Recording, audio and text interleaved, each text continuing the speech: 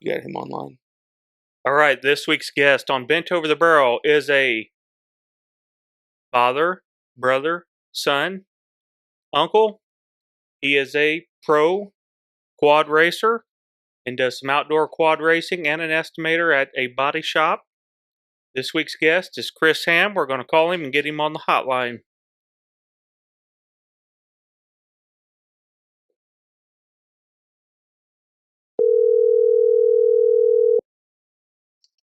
What's up? What's up, dude? Welcome to the show.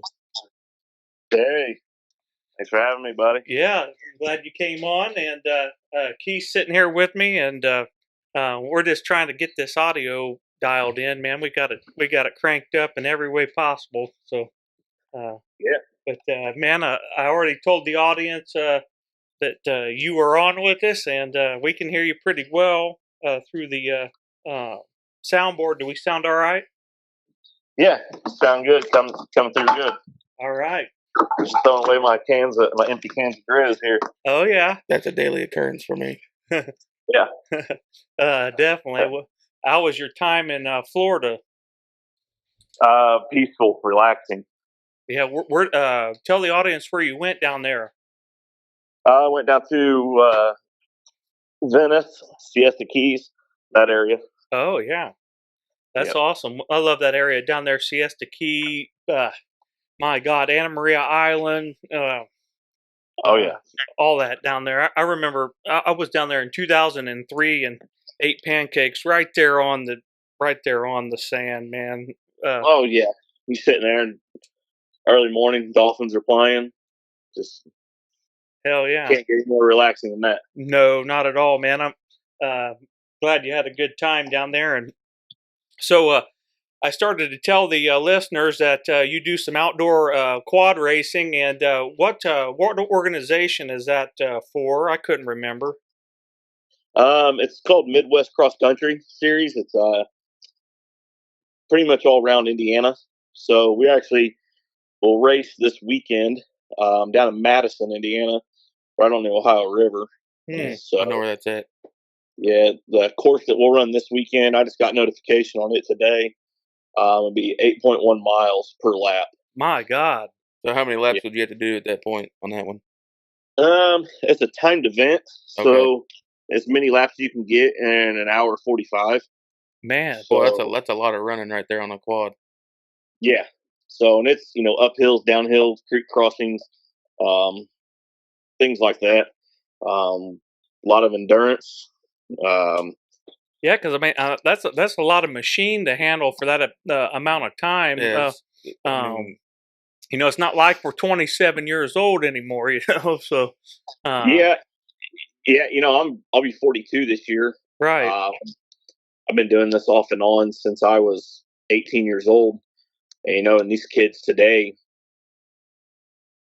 they're 18, 19 years old. And right.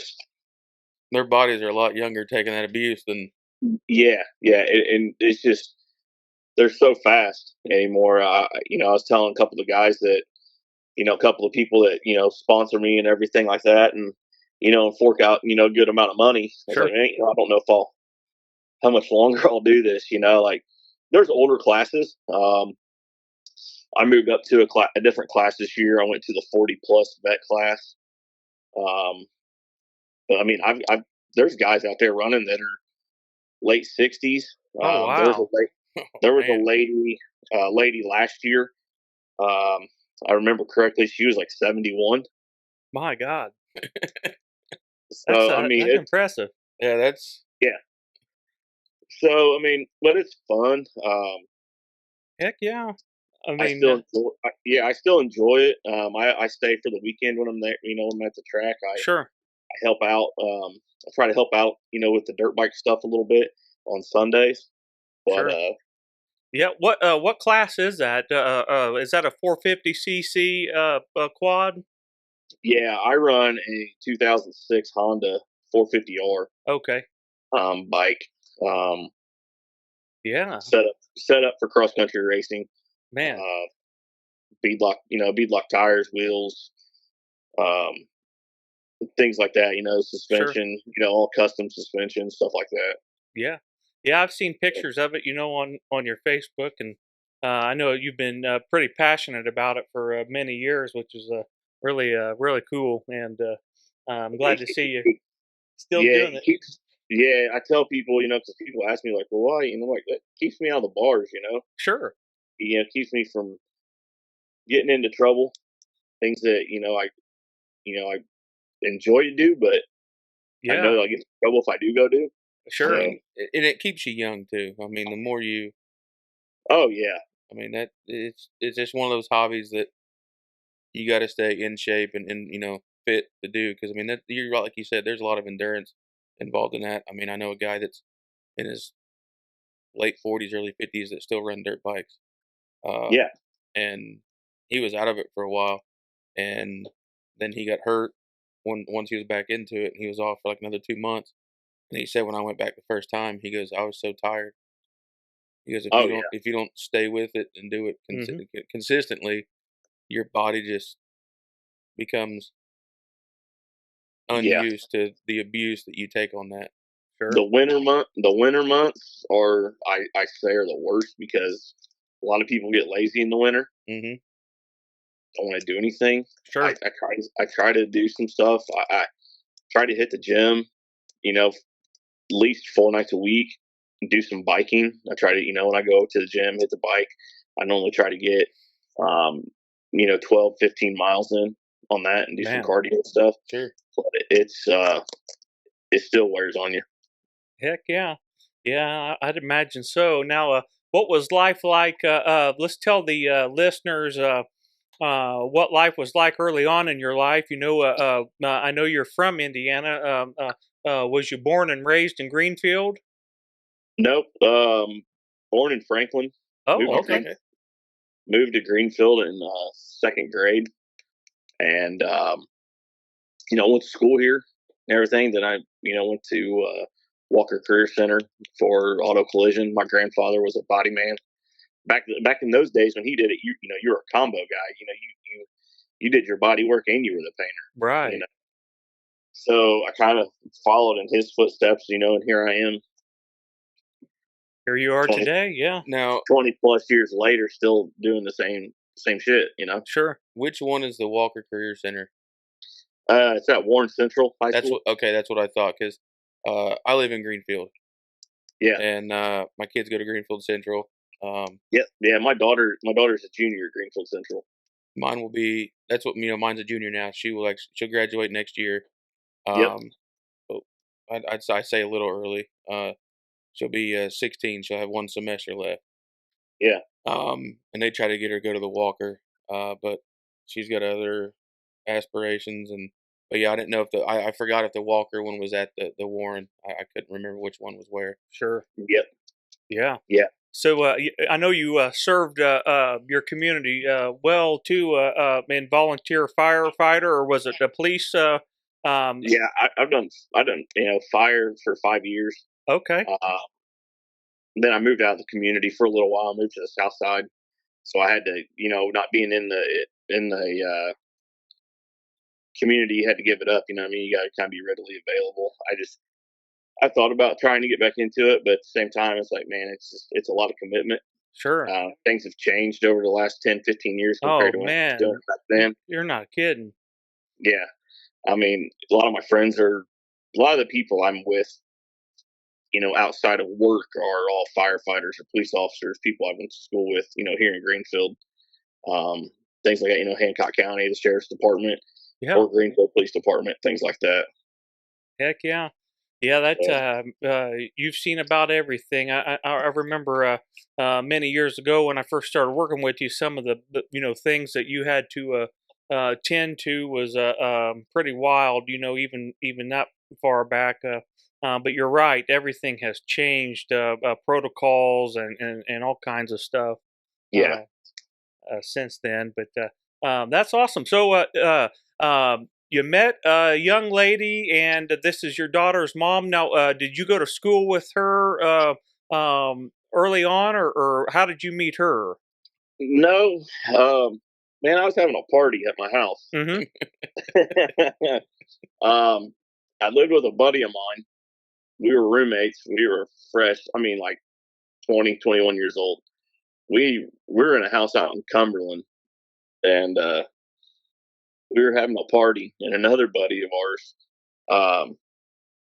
hit us up, and he's like, "Hey, man, me and my old lady are coming. Can she bring a friend?" I Sure. was like, "Yeah, whatever. More people. Dude, there's probably 60 people in this little bitty house. Wasn't even Yeah. meant for 60 people." Sure. And it ended up being my daughter's mom. She came and then we exchanged numbers, and Wow. that was back in the old Nextel, the Nextel days. Oh yeah. Beep beep. And Yeah.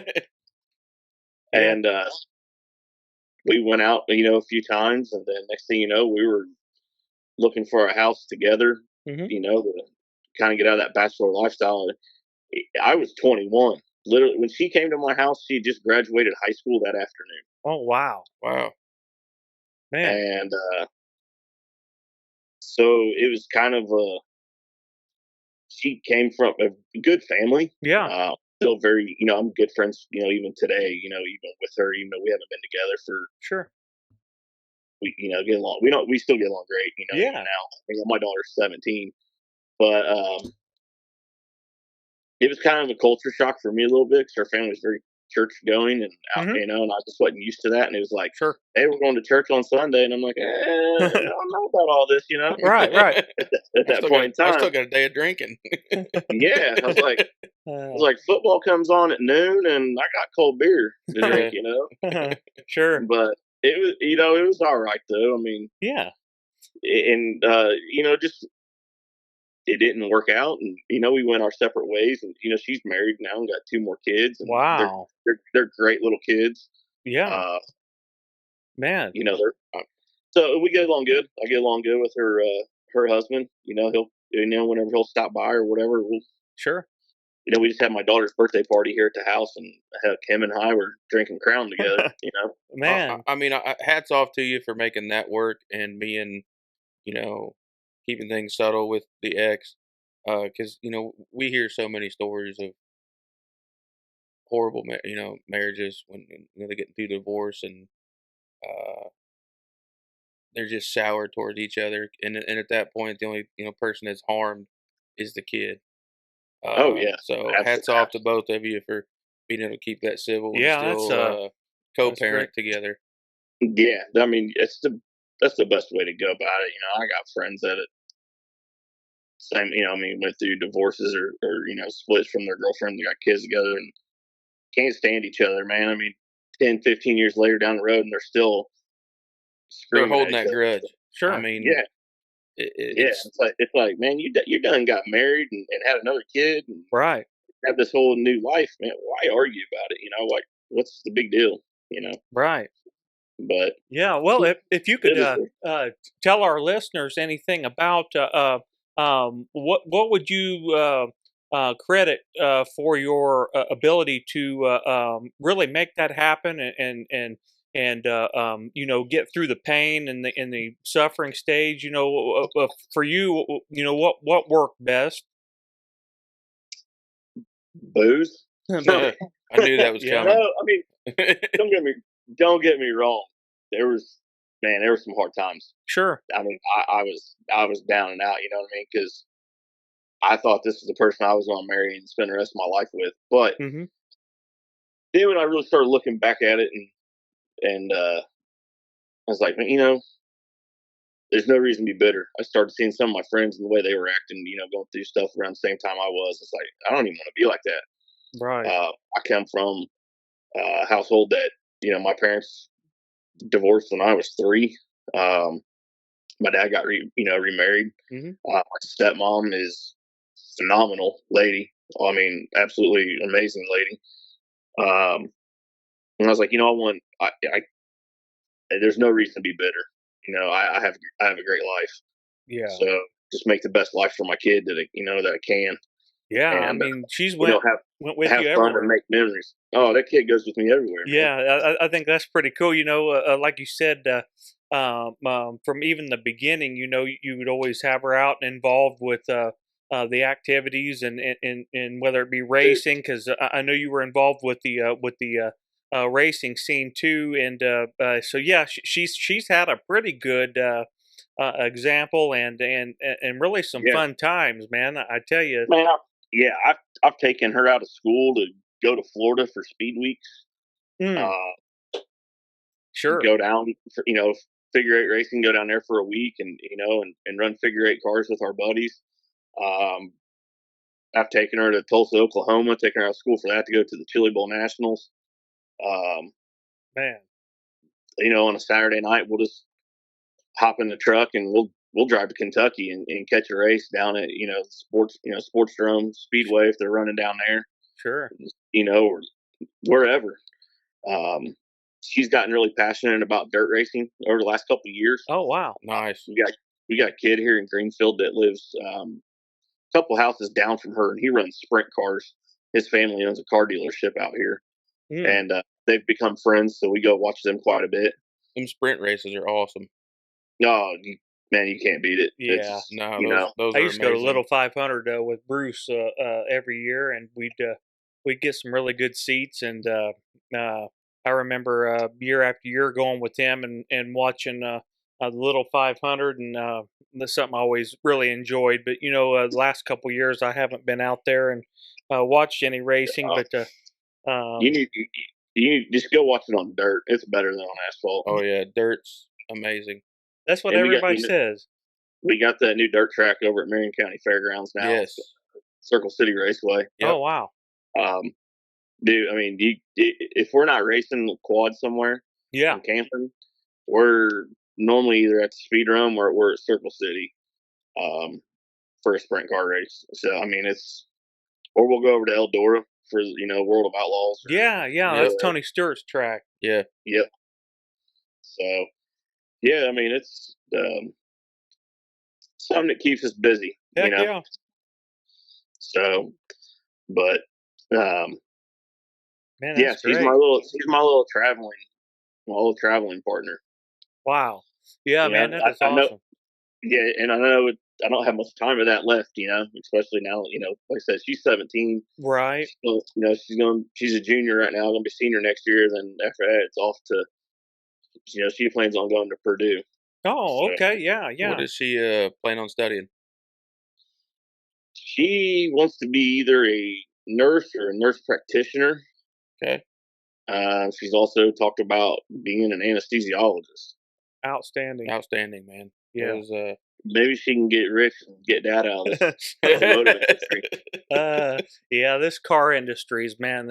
I don't know about where you're at now there at Keystone, but where I'm at in Castleton, man, we have really been struggling the last probably 4 or 5 weeks to get some work in there. We went from doing $1 million a month now to we closed out 800 last month, but it's going to be a struggle to hit 500 this month. And the economy just is in terrible shape. And I don't. Well, you got an election year too, though. You do. So, yeah. Yeah. Let's just hope that this time around it's fair and legitimate. We can get the vegetable out of office. Yeah. Yeah. Because the Build Back Better plan is not working for Bent Over the Barrel or Chris Ham. Yeah. I tell you what, my location where I'm at,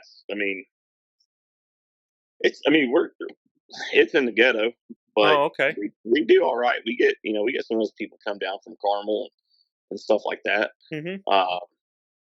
But it's not bad. Oh, I like good. it. My regional manager is phenomenal. He's good dude. We just got a new manager, so I'm filling that out right now. Yeah. Like he's literally his second weekend. No kidding. So, yeah. So Well, we'll see how how it all goes there. But other than that, Right. though, I mean, it's slow a little bit, but it's all right. It's part of the game, I guess, that we play in the collision Yeah. industry. Yeah, it seems like nothing ever stays the same for very long, and you and I both we've been in it long enough to know that nothing ever really stays the same. Whether that's the roster of the business. People come and go, especially technicians. So you never can get comfortable with who you're around and who you're working with for very long. That's what one thing that I realized is it just doesn't last forever. That's for sure. Yeah. Yeah. I mean, I've lost 2 technicians and no, 3 technicians in like the last month and a half. No kidding. And so one of them today actually just pulled in, pulled in with his trailer and rolled out. So I was like, whatever. I mean, Wow. no sweat, no sweat off my back. We'll just keep chugging along like we always do. Right. Yeah. See, That's all you can do. that's what I never, understood. The past 4 years. Okay, let's take 2 years out of it. So 2 years.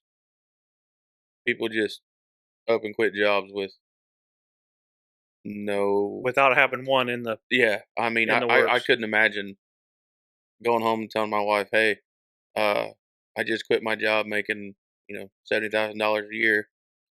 I'm gonna go find one." Right. Yeah. Yeah. Oh yeah. I mean, Yeah. Yeah. I don't understand it.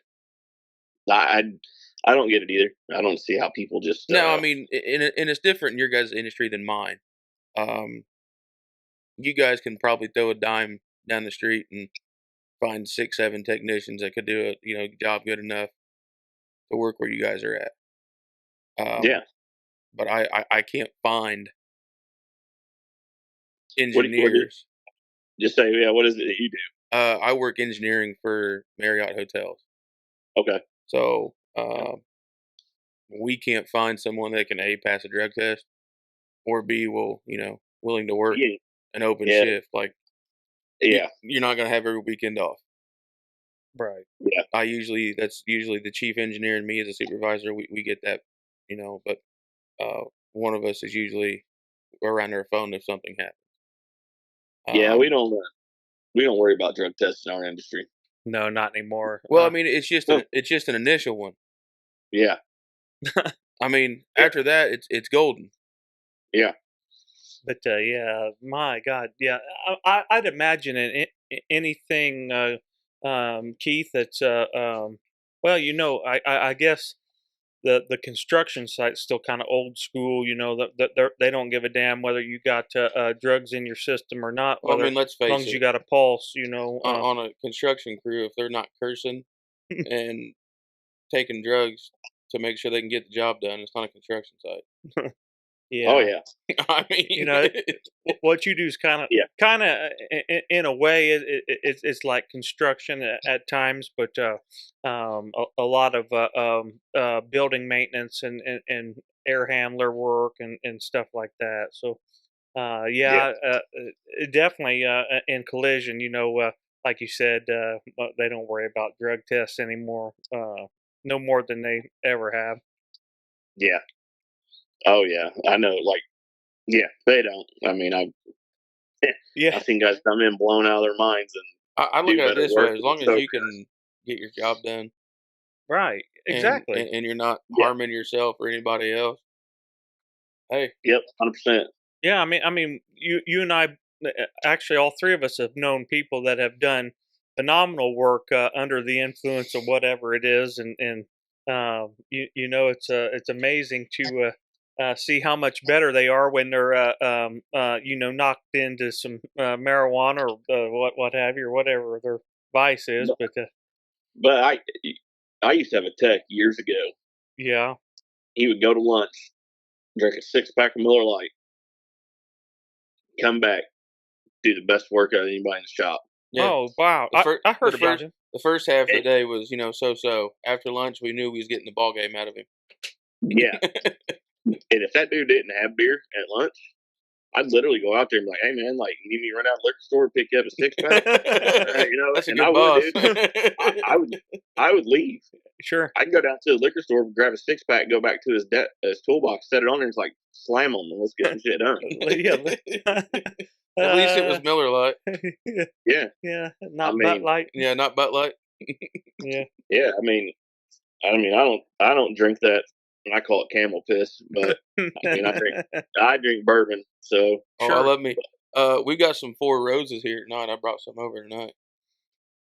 oh But, yeah, 4 Roses, small batch, baby. yeah.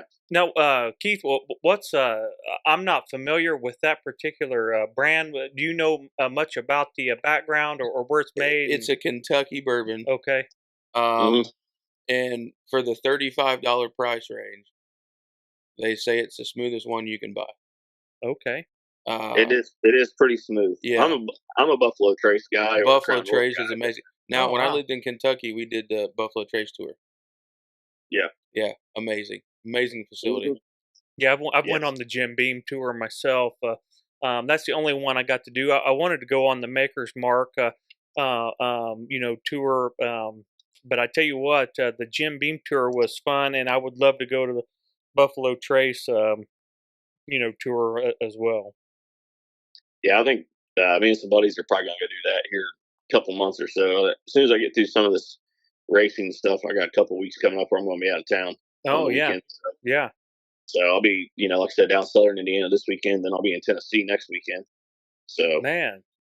Well, yeah, you got any projects you're working on right now as far as any race cars, hot rods, muscle cars, any of that? no, I bought that new truck and Yeah, yeah, I yeah, remember that. yeah, that's it. No, one thing I'm working on is chasing women, bud. Single life. Oh Lord, That'll yeah. get you in trouble. Dip that, and dipping the grizzly and drinking bourbon. There you go. Yeah, you definitely can't give up the old grizzly. Hell, I gotta have it every day. uh, when, Oh yeah, when we put you in the ground, we're gonna make sure you got a can of Grizz in that pocket. yeah, better. Yeah, absolutely. What was that we used to say up here in Fisher? I remember the first time we were in Fishers together when they Yeah. finally put us together, Jeremy. Oh man, I think me and you both walked out of our offices together, and we're both packing Grizz, and we're like, all right, this is gonna work. Right, You know? right. Oh Yeah. man, yeah, For Bub and I, it started was 14, yeah. I would say 13 or 14. yeah. We your dad had that cinnamon chaw in his truck, and we took it out of there and tried it, and that was pretty much the end of our virgin lip Man. days. Yeah, I think I was probably 14 or 15 years old, and every winter Thanksgiving weekend, me and my dad, my brother, we go Kentucky down to my family, our family's farm, Yeah. and we meet up with my uncles and my grandpa, and we'd all go rabbit hunting. That was our weekend, Thanksgiving weekend. That's awesome. And my uncles are big chewers. They chew Stokers. Oh Oh man. yeah, that's And I think my uncle one day he was just like, "Here, man, take you a big old pinch of this." And I was like, "All right." I never got so sick in my life, but oh yeah. that was the start of it. Yep. Stoker's still out there. One of the older companies. I'm wanting to say they're from the 1930s or 40s when they started, and they're still out there. I think you can get the big tubs Yeah, of you can the still get the big tub. chewing tobacco, and then they've got the the long cut, maybe some fine cut in there somewhere. But I watch and Keith does too. Outlaw. And Outlaw has a YouTube channel where he reviews dips, and he was huge 15 years ago, and kind of he got married and started a family, and so now he's got two channels going right now: Outlaw Dip Company and the original Outlaw channel. But he was the guy that had the whole wall behind him on his YouTube set made of nothing but empty dip cans. And Oh yeah. I tell you what, he's got some good products. Keith and I have both tried many of the different products he's got. Even back when he was still a tobacco product, he's now a tobacco alternative company because of the FDA's regulations that they put on tobacco companies. But man, I tell you what, he's got a good product, and Yeah.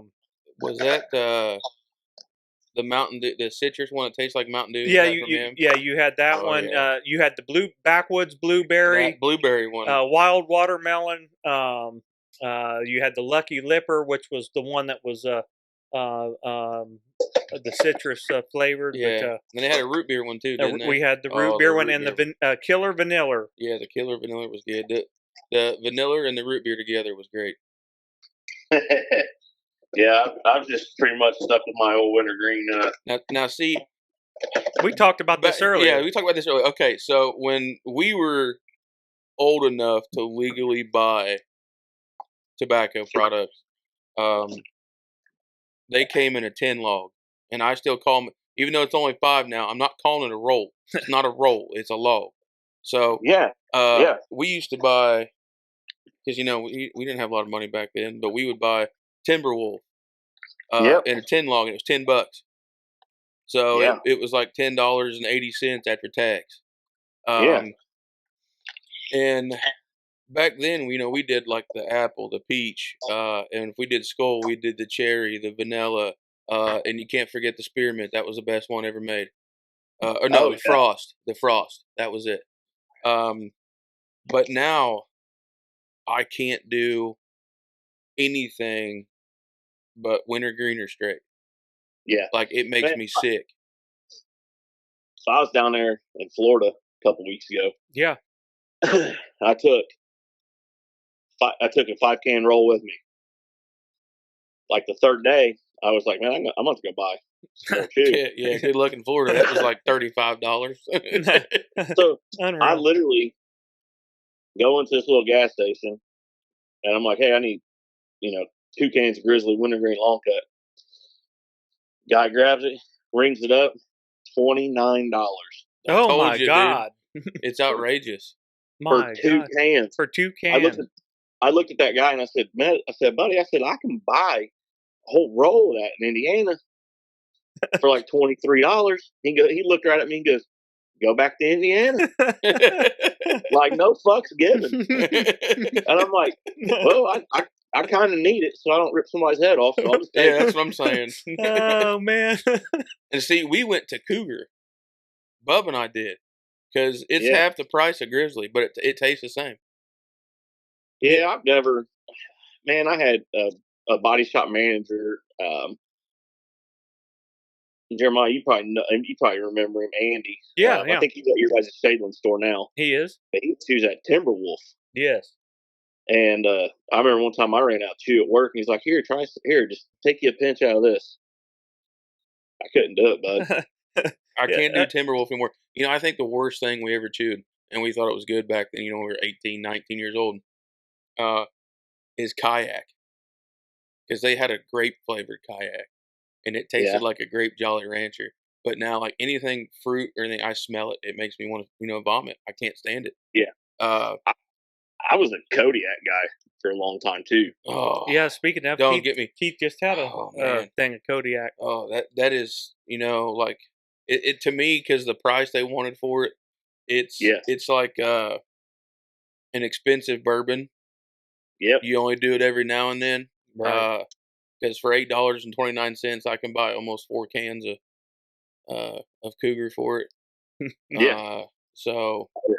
My earliest recollection, I remember this would have been back like 2002, 1.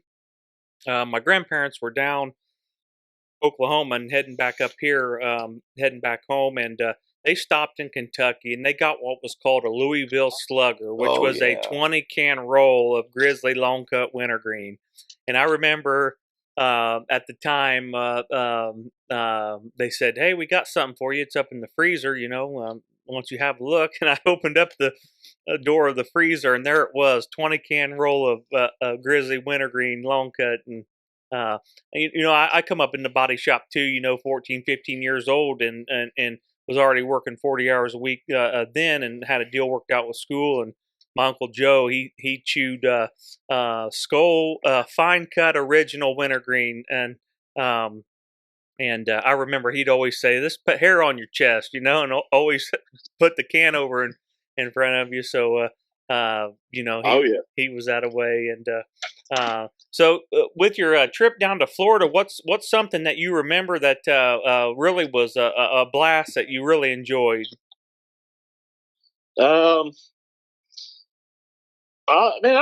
We did quite a bit, really. So a buddy of mine who's a painter at a shop down in Bloomington now. He used to be at the Stop 12 location, but we hung out with them quite a bit down there. We rented a boat one day, went out with them, and then a bunch of the guys. We all did some charter fishing. one day.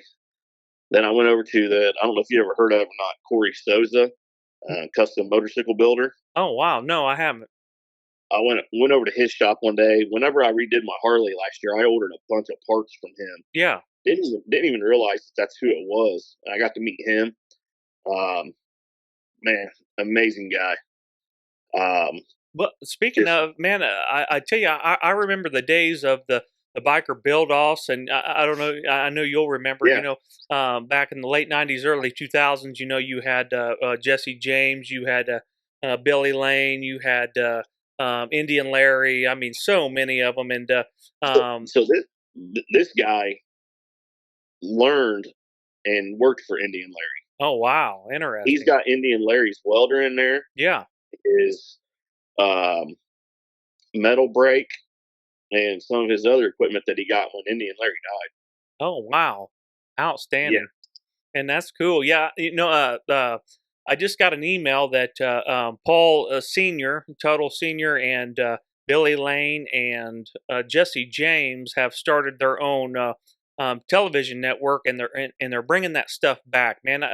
I credit that a lot for my love of metal and paint and body work and mechanical work.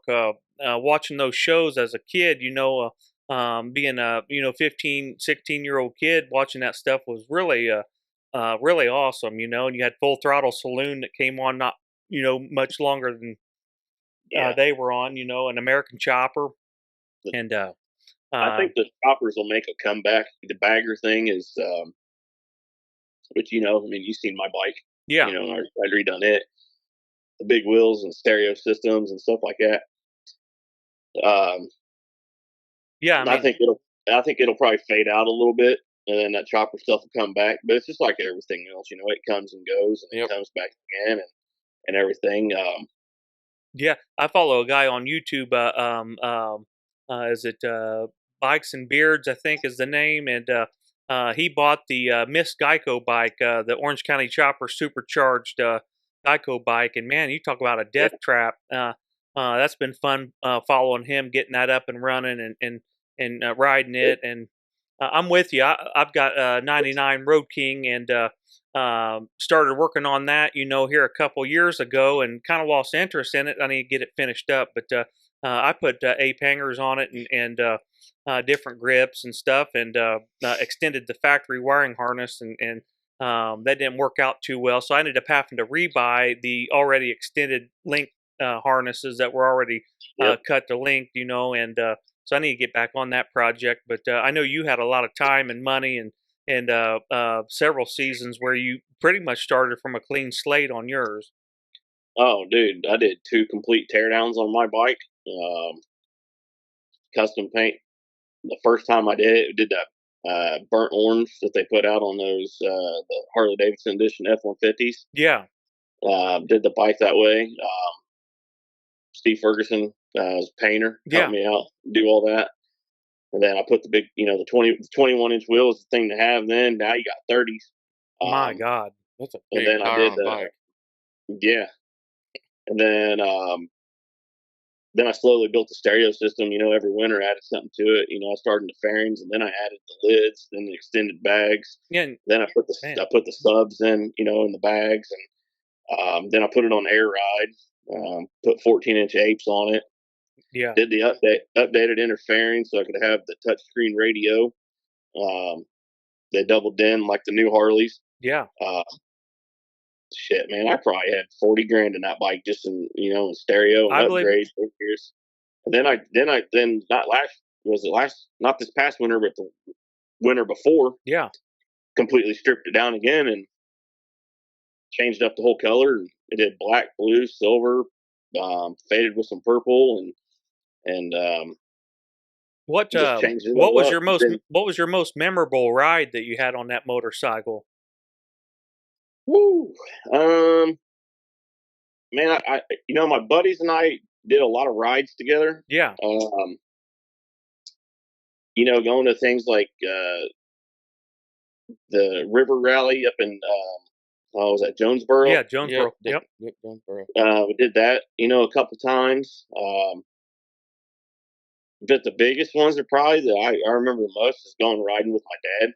Oh yeah. When he had his bike, I mean, he rode up to Jonesboro with us quite a few times, or just meeting up with him, just go riding, grab dinner up on, in Fishers or down in Greenwood or something like that. Right. It's probably the most. But then, he sold his bike and, um, he got into riding four wheelers and stuff now, and he got him a big four wheel drive four wheeler. And then I sold my bike last year, and Yeah, I remember that. yeah. So I mean, really, just things like that, just hanging out and making memories. Like, I mean, me and my buddies would just take off on the bike on a weekend. We'd throw some jeans and a couple t-shirts in the saddlebag and be like, well, wherever we stop at, that's where we're stopping at. Find the closest bar, drink some beers, get a hotel, get up the Right. next day, ride somewhere else, and do it all over again. Man. So Yeah. I bought that bike with 12,000 miles on it, and I sold it last year at 64,000. Wow. Yeah, my Harley Road King, it's got 20,000 miles on it. So for a 99, Yeah. that's not any miles. But it needs finish, man. You know how it gets. You get to a point yeah. where you need more parts or more money or more time, and time seems to be the biggest thing. Because I got so many irons in the fire building a 1970 GMC C Series pickup truck with a 12 valve Cummins in it, and right now I'm working on paying off the rest of the bill for the Cummins so we can get that put in there. But man, it just You got that caliber money, bro. yeah. Pull it out. Well, when you're getting 40 hours a week, it seems to come to an abrupt halt. Yep. Yeah. I've heard that you guys talking about adding on more stores here in Central Indiana. Yeah, I have my thoughts on that. We won't get into the legalities of it, but when you become Walmart and have one on every corner of the street, then you kind of, you lose some revenue in your store that typically got a lot of revenue. So that does impact a lot of things. And I can tell you this much: I was much more comfortable financially with overtime than being slow and only getting the 40 hours a week. But hopefully that changes and we start getting some more work in. And we didn't have a winter at all this year. No. Heck, I think it was only cold maybe 5 or 6 days out of the whole entire winter. And Yeah, I mean, cold. Yeah. And we had small snow. Yeah, We had nothing that was. We had nothing crazy. Yeah, No. nothing crazy.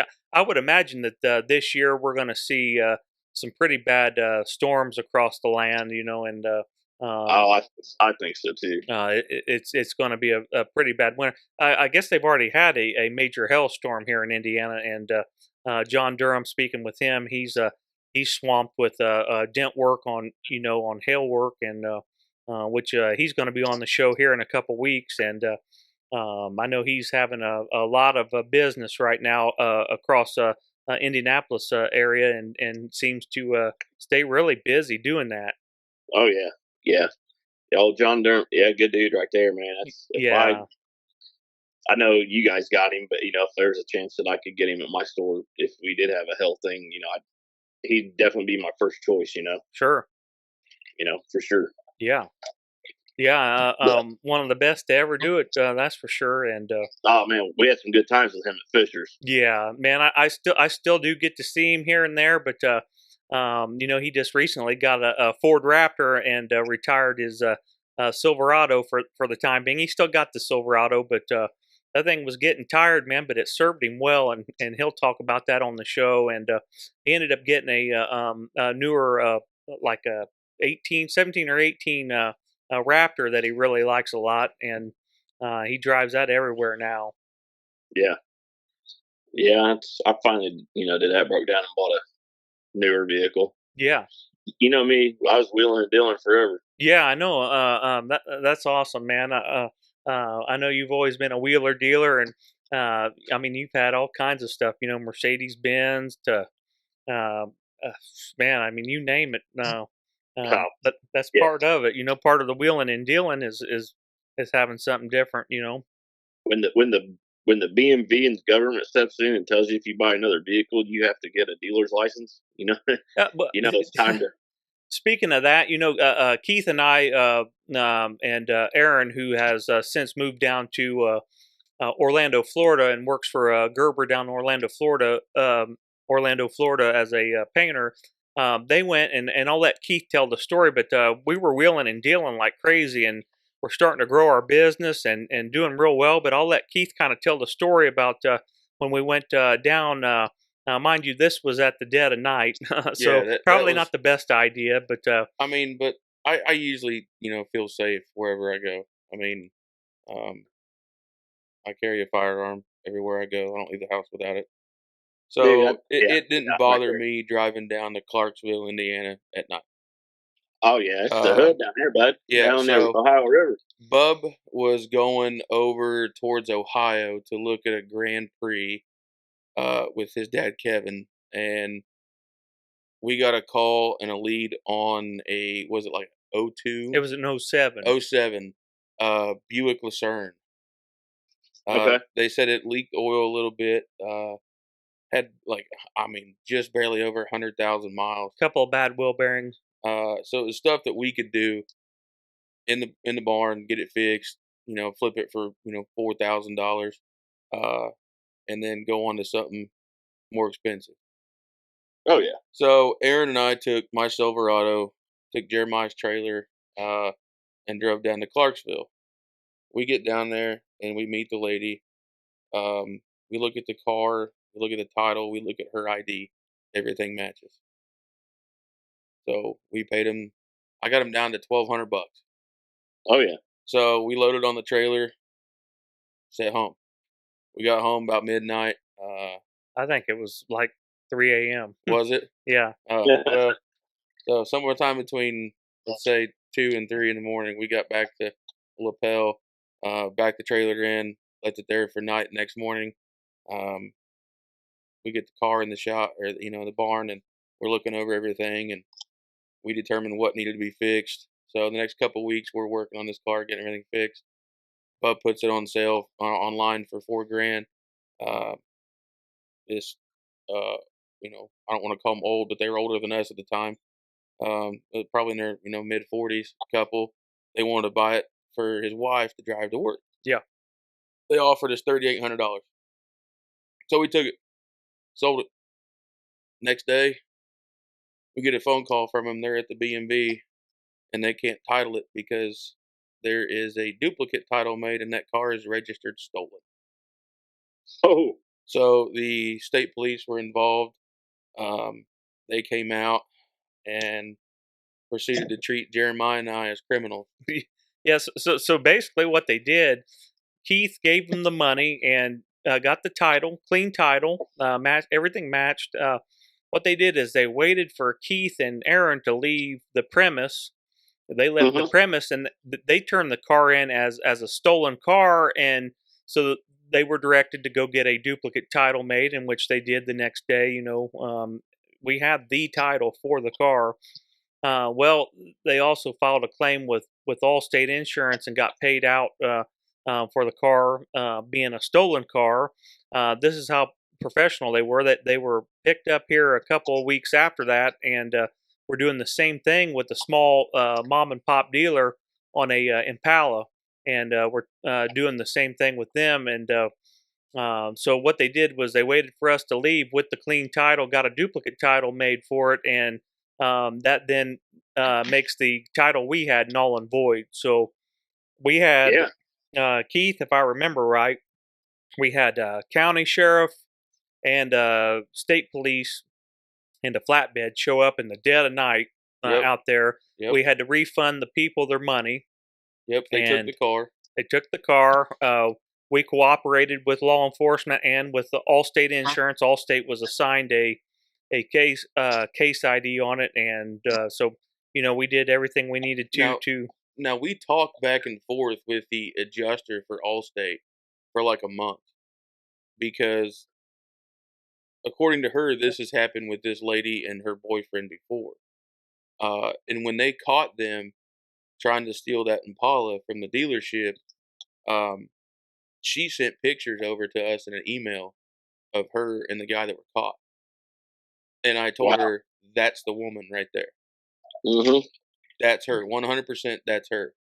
Come to find out, though, if you remember right, Keith, we were actually put in contact with the rightful owner of that, Yes, we talked to the owner of the car. which was his ex-wife. Yes, it's his ex-wife. And they had stolen her identity. Yeah.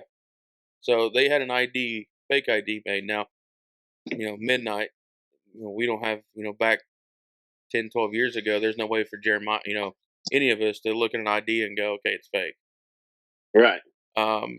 So, and then when we talked to the police, and we're like, look, did we get our money back out of this?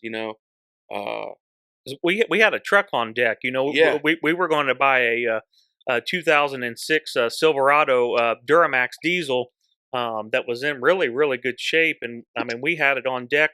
That next day we were going to go pick it up and have us a tow rig, and we had to end our career as buy sell trade car salesman right then and there, just because we went from having a little bit of jingle in our pocket to having nothing. The extra money we had, we put into that Yeah. Buick to get everything to where it needed to be, Mm-hmm. and gone. Oh yeah. Now, have you had any instances where you had something happen like that over your days of buying and selling, or No, nothing like that. I mean, Because he didn't go to Clarksville. yeah, yeah. I found. I mean, don't get me wrong. I found some deals that I didn't believe to be true. I mean, like I don't know if you remember it, Jeremy. That I had that was that 04 BMW M5 yeah, I remember that. that I bought off that couple, and they were a farming couple in Anderson. He bought it for his wife. They bought it brand new. They drove it. She drove it back and forth to church on Sundays and to get groceries on Monday. Damn. That was it. Well, she couldn't push the clutch pedal anymore, so it sat in the barn for 2 years. And when we posted, this was Craigslist days, Yeah. before Facebook Marketplace really got going. I went in there, I looked at it. They had it posted for like $4,500, but he did tell me, he's like, man, it needs a radiator, and I was like, okay, and needed tires and stuff, and I told him, so I'll give you $2,500 for it, and he took it. Wow. Oh, wow. It's $20,000 car, Right. and I took it home. I called Keystone Parts, and I got a radiator, and got the best one of Indy, and bought some tires, and had the mechanic at the shop switch them over for me, and do an alignment on it real quick. And I think I might have had $3,500 in this car total. And I turned around. I mean, I sold that car. I think it was for like 14 grand. Oh, Wow. I would have done the same thing in a heartbeat. I think I drove it maybe 300 miles. Right. Just to see how fun it was. Oh yeah. But I mean, nothing crazy like what you guys had down there in Clarksville. I mean, I said I go down that area quite a bit, and that's not the area that I mean. When I'm down there, I'm down there. I go to the racetrack, and I'm out, and on my way back north. Have you ever watched any of the boat racing out on the Ohio River? Oh yeah. We used to go down to the regatta all the time. Oh, okay. Yeah, I used to go down there with my uncle. Man, back in the day, before I got into Harleys, I had crotch rocket, and I would ride down there with my uncle. We'd watch the boat races all day, and then ride back. Oh, wow. At night. So Yeah. but oh yeah, been down there. I've been down there many times, many times. Heck yeah. I'm getting ready to take Hunter down to the Thunder over to Louisville. Yeah. On April 20th. Yeah, the fireworks. Yeah, the fireworks, and they've got the military air show with tanks and everything on one of the old bridges. You basically just sit on the banks of the Ohio and watch it. So we'll see how fun it is. Heck yeah. Done that. Yeah, I've done that a few times. Was it good? Yeah, Good. real good time. Good. Yeah, I mean, first time I ever went, I went with the girl I know. Yeah. And it was she's like, oh, I do this every year. It's a party. Well, she wasn't fucking kidding. I'm too old for that stuff, man. I was like, Sure. I was in my mid-30s then, and I was like, like I can't keep up with you, you know. Like, No, there Right. nope. you There know, comes and a time where you have to start slowing down. yeah, you know, and I'm even now today, you know, she's like, "You want to go?" I'm like, "No, Yeah, send me some pictures." Yeah. right. You know, I'm like, I'm good on that, Sure. but yeah, Heck yeah. yeah, Uh, yeah, so we kind of ended our career, and buying and selling and reselling, but we'll do smalls, now. I got a raft of stuff on eBay, small things that we can ship out. And, yeah. we try to flip smalls like that and what have you. But, I mean, um, I had to buy and sell stuff to support my gun habit. oh, yeah, amen on that one. You know, sure. building guns and stuff, or buying them or whatever. It's I mean, expensive. yeah. I'll tell you what, man. I walk in the Highsmith gun store here in Greenfield. They know me by name, Oh, yeah, Yeah, but then, man, they're awful high in there. man. You know, On I hear some things. I Now, hear people say that, but I'd also rather give a family owned business my money than oh some big yeah, I corporate mean, place. I give them money. I will never buy a gun from Cabela's. Yeah, But Highsmith, I mean, it's and what the reason I keep giving them business for the ammo, even though it's most of the their time it's ammo. overpriced, Yeah, and I buy guns from 'em is when I take my son in there for us to shoot bows, yeah, 70 to 80% of the time, it's usually just in there for an hour, and they never charge me. yep, Um, so yeah, and all the guys in there are really great. yep. So I mean, I do. I used to give all my gun money to Crackshot and Anderson when Joe and Jessica Key owned it, uh, Yeah, but they closed that down a few years ago. And they had a theft problem there, I mean, even when Tom owned it, or whatever his name was, I can't remember. Um, they broke in there before, so I mean, it's just and gunslingers. They broke into gunslingers. The only one that haven't broken into is Nine Guns. Oh, yeah, yeah, So yeah. I give Highsmith quite a bit of money. I have a lot of stuff shipped to him too, though, and yeah, that's what I do he'll now. charge me $5 to transfer. I uh, had So I had like 3 guns in a row sent to him, uh, March of last year, yeah, and I told him, I was like, "Look, 2 of them's gonna come before the 3rd one. I'll just wait till the 3rd one comes in if that's okay." And he's like, "Yeah." And he only charged me 1 transfer fee.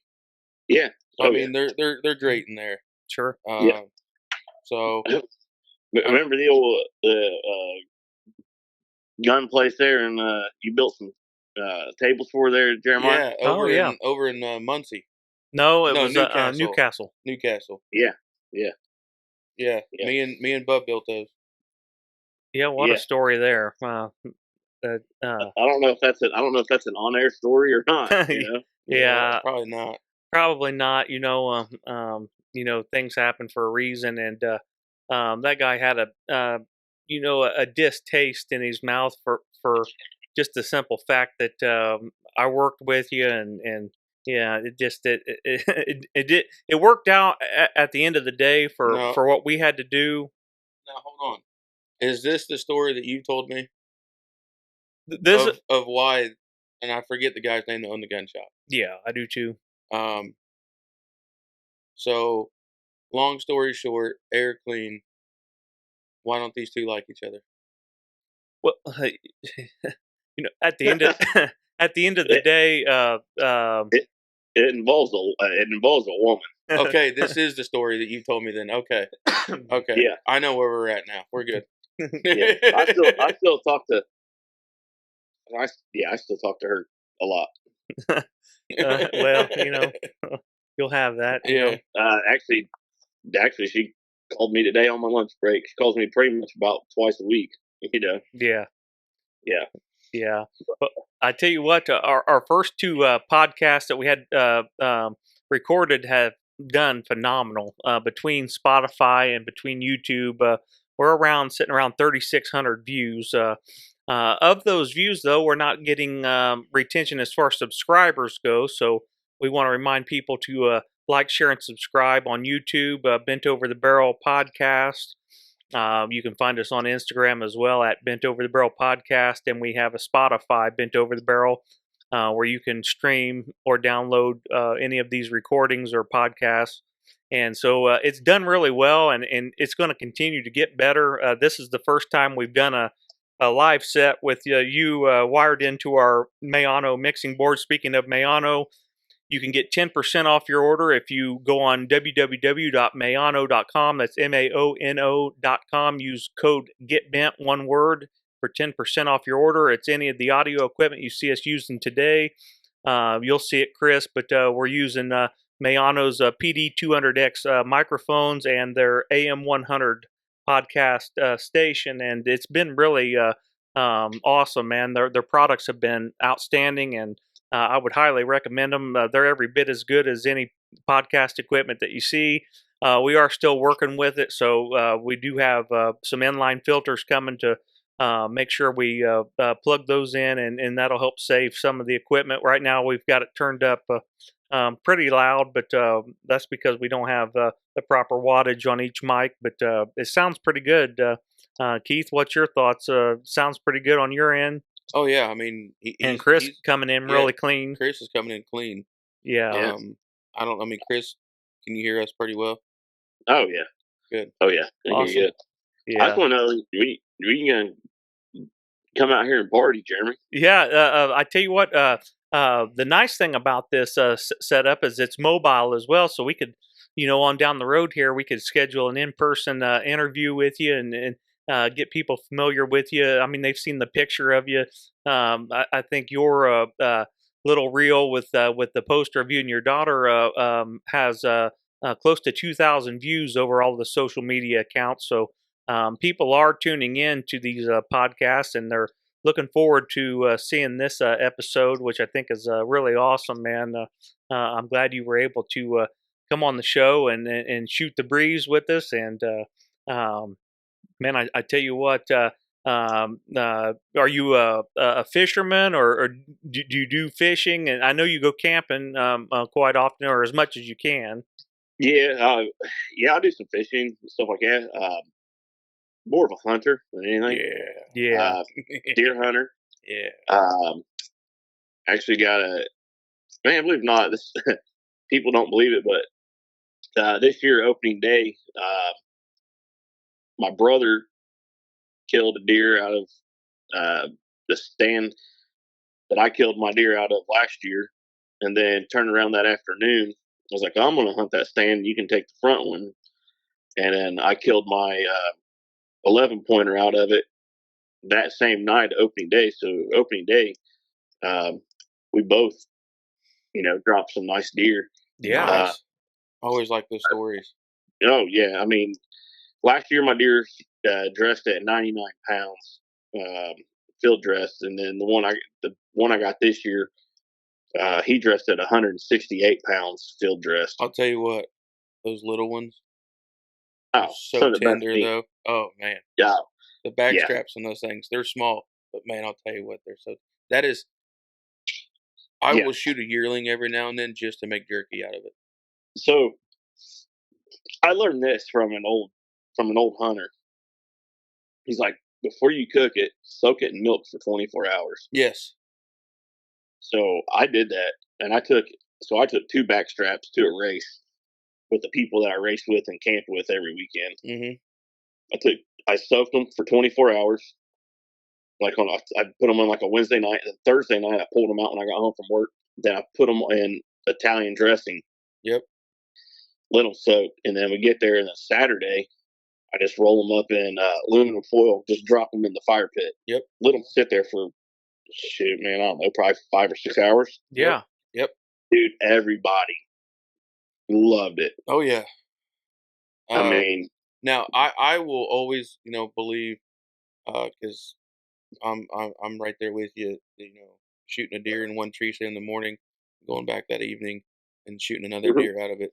I've been hunting since I was 10, 11, so 26, 27, 25, 26 years.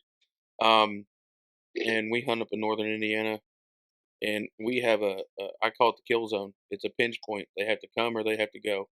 Yep. Um, and if you can't get them to come across the creek, the farthest shot 50 yards. And Yeah.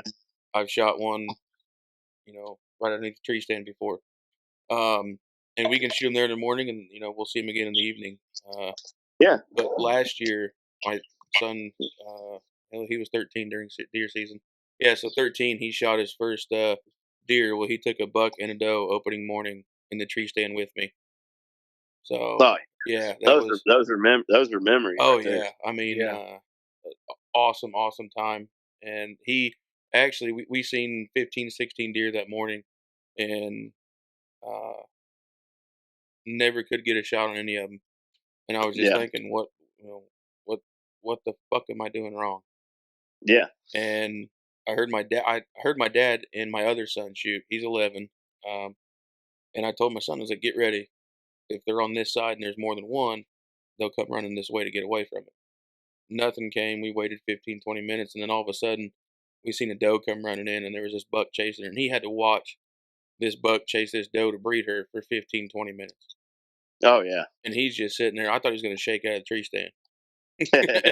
And Yeah. I even dropped my spit bottle, and it went cap down, hit the tree stand, the footing, made a noise, and then fell and hit the floor, the leaves on the ground, and neither one of those deer cared. So shot the buck first. It fell, and she went down towards the main uh, road coming out of town, and I told him, I was like, just wait, if she's staying there, you may get a chance to shoot her too. Yep. And she's looking around for that buck, looking around for that buck, and she came back the same way she went in and went broadside to him at about 15 yards, and he laid that 300 blackout into her again, and she kicked up, jumped, went 5 yards, and fell over. Yeah.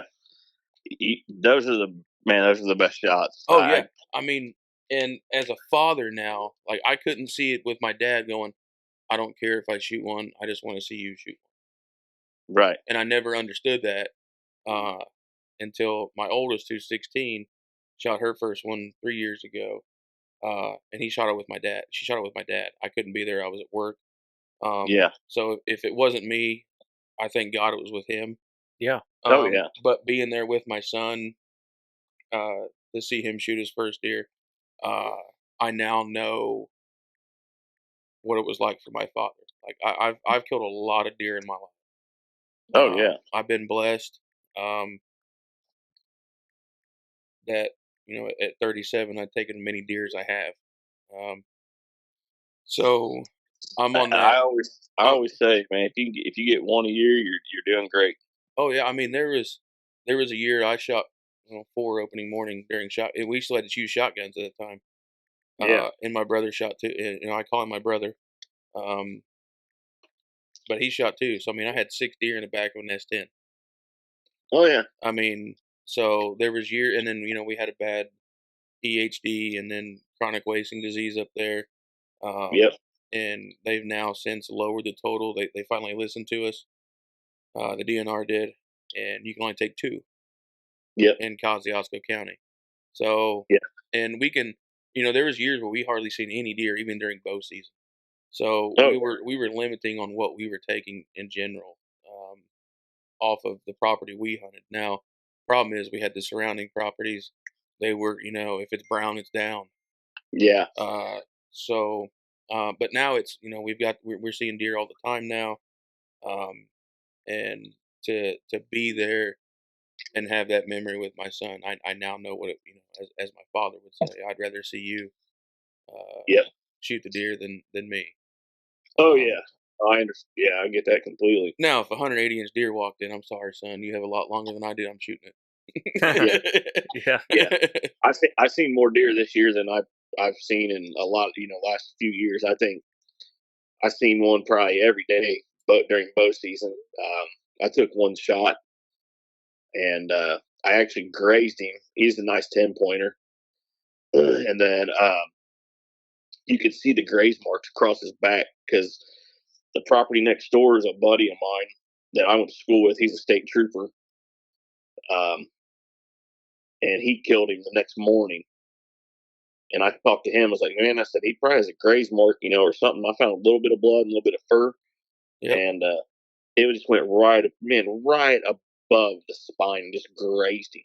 Wow. And that next day, I went over there to his house, and he's like, yeah. He's like, this is him. I was like, yeah, that's him right there. That And the, then, the bow hunting is what gets me now. I mean, I'm addicted to it. man, it's a different thrill. It is. I mean, I don't want to say anybody can go take a rifle or a slug gun and go out and shoot a deer. Yeah.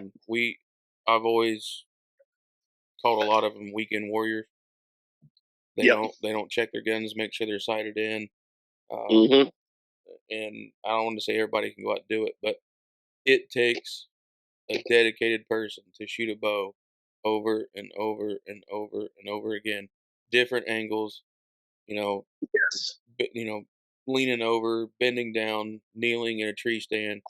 Than it does, shooting 100 yards with a rifle. Oh yeah, many days and nights of shooting up at Oh yeah, Highsmith. and I used to hate bow hunting. Yeah. I've always had this. I was a recoil junkie as a kid. Yeah. Until I hurt my shoulder, and now I'm just like, I'd rather shoot a 243 than a 308. I mean, mm-hmm. So thank God for whoever brought out the 6.5 Creedmoor. Sure. But now I'm addicted to bow hunting. I shot my first one with a bow a few years ago, and it's been balls to the wall with shooting bows. I've got my daughter shooting one now. Yeah. I've got my dad was in Florida last year, picked my son up a Go As You Grow bow from Bowtech as his first bow. Dual cam. Yeah. Yep. And he surprised the hell out of me when we bought it. It was sitting at like 26 pounds. We cranked it up to 40, and he's pulling it back like hot knife through butter. So he's now working on his groupings, and so I'm just I want to get I got Bub into buying a bow. You bought a Bowtech Carbon Knight, right? Yes. Okay. We got that set up. I want to get him back up there. It's been a few years since he's had the time to go up there. Yeah. So it's it's just the I don't know how many times I get to go out with my dad anymore. So I'm trying to get buddies that we do it every year. So there's the continual memories. Oh yeah. Of that. I do that with my my brother. So yeah, I mean it's something it's a big thing that him and I do together. I mean, yeah. I mean, I still remember the first bow I ever had. It was an old PSE Thunderflight. I had a Hoyt. I want to say like Thunderhawk. It was still centrifugal wheels. Yeah. It was a youth bow. And I mean, I never got to hunt with it. It was always to get me to hunt, deer. And then I didn't draw to it at the time like I did guns. Yep. Guns just seem easier. Well, I mean, it went bang. Yeah. Yeah. And then there was that recoil in my shoulder. Yeah. So, I mean, when I was 13, I begged my dad to let me shoot a 3.5-inch duck and goose load. Yeah. Out of a Remington 870. Well, what was the over under that you had for? I think you probably still have it. Yeah, it's a Stoeger. Yeah, Stoeger. 12 gauge. Well, it kicks like a mule. Oh, it's lightweight, man. I mean, it's a shoulder rocker. But now I've got that 5-pound 30-06 by Kimber, and you want to talk about recoil? Yeah. Yeah. I just built a 300 Blackout AR platform. Oh, I love those. Yeah. It's I haven't decided it in or anything yet, but my plan is next year to maybe deer hunt with it. I'm not for sure yet. I like my 12 gauge, man. Here's the thing with the 300 blackout. And I had to read up on it from a guy named Chuck Hawks. Hmm. Who I'm pretty sure he is the master of. Okay, you're gonna hunt deer with this gun. You want this length of barrel and this grain weight on your projectile. Right. With deer, 150 grain on the 300 blackout. Yeah. And use the rapid expansion. Uh, I loved the Winchester extreme points. I always got them to group really well, and when those hit, they just drop. Yeah. Because with deer, you don't have to worry about the over penetration. You're just losing it. Use the rapid expansion, 150 grains with that 300 blackout, and you'll go anything out to 150 yards with it. You'll still have enough kinetic energy at that point to kill that deer. Yeah. And put a muzzle brake on the end, put a heavier buffer tube, and it'll feel like shooting a 22 mag. Man. Hell yeah. You can literally bench rest it at 100 yards and shoot twice, and they'll both touch. When I built this gun, I bought two barrel. Well, I bought the first barrel first because I'm gonna build it short. So built it with a 7-inch barrel. Okay. And then the ATF came out with this whole nothing under 16 inches or it's considered a pistol and you got to file for a tax stamp on. Mm-hmm. So I threw it in the safe and I didn't touch it. Well, then they dropped that shit. Mm-hmm. I was like, all right. So then I started back up on it again. Then I bought a 18-inch barrel for it, and I haven't shot it yet, but it's that's going to be my little summer project. Finish it all up. Sure. I don't have my 300 blackout anymore, but I'm pretty sure I've got like 60 rounds of that rapid expansion deer hunting ammo. Yep. I'll get your number from Jay before I leave, and Yeah. you get that thing sighted in, and I'll bring that ammo out to you. And seriously, try it during deer season, man. You will not be disappointed. Hell yeah. I mean, you don't even have to be precision with it. I mean, you just double lung it, and it's done. They don't run. Yeah. That's the best way. Oh, I know. I actually just got my mount back for my deer I killed opening day shotgun. Really? That's the Wow. fastest turnaround I've ever had in my life. See, I usually get mine back within a month. I have Aaron Goen and Anderson do it. I got a guy that's here in Greenfield. He lives out there in Maxwell. Okay, yeah. He's the county sheriff. Yes. He called me and he's like, "Hey man, I'm done." And I'm like, "What?" He told me like July or August. Wow. Most my deer I had before that, my last one, my 10-pointer that I got probably 6 years ago or so, it was probably almost a year before I got it back. And see, that's what I've always heard. And Aaron Goen, Yeah. I mean, he works for I don't know if he still does. He used to work for the town of Pendleton. Yeah. But he'd come home and work out in the barn until 2 o'clock in the morning doing people's deer heads. And he had a guy. Yeah. He had a guy that tanning scrubbing everything out while he was at Yeah. work, and he'd come home and mount them. I mean, and I'm pretty sure it's like a month and a half, and I had mine back. Yeah, I want to go pick this one up, man. This dude's got damn elk in there and shit that he's doing. Wow. I'm like, shit. Like, where the hell you get that at? That's what I'm saying. See, Yeah. my all-time mount, and this may sound stupid, but I want like a 5-6 pound peacock bass mounted. Yeah. Yeah. That'd be cool. Oh, yeah. But it costs like $800 for a fish to be mounted. Yeah, it's ridiculous. So it's never gonna happen. No. What about you there, LJB? Yeah, I tell you, Keith, I mean, Keith and I, we've done more fishing than anything, and I really like fishing, and I remember years ago we were up there at the property up in Silver Lake, Warsaw, and what was it, Keith? I was using it was It was a pretty slim bait. unconventional the way I caught that. Was it a pike? Northern pike. And yeah, the sucker just, I mean, latched right onto it. Well, Keith threw similar bait out there, and man, they were killing that thing. They were even biting on spinner baits and stuff. So as far as the hunting goes, like he said, just finding the time, to go up there. We'll get back up there and um, get some more hunting in, but just finding the time with all the irons in the fires is pretty tough. Yeah.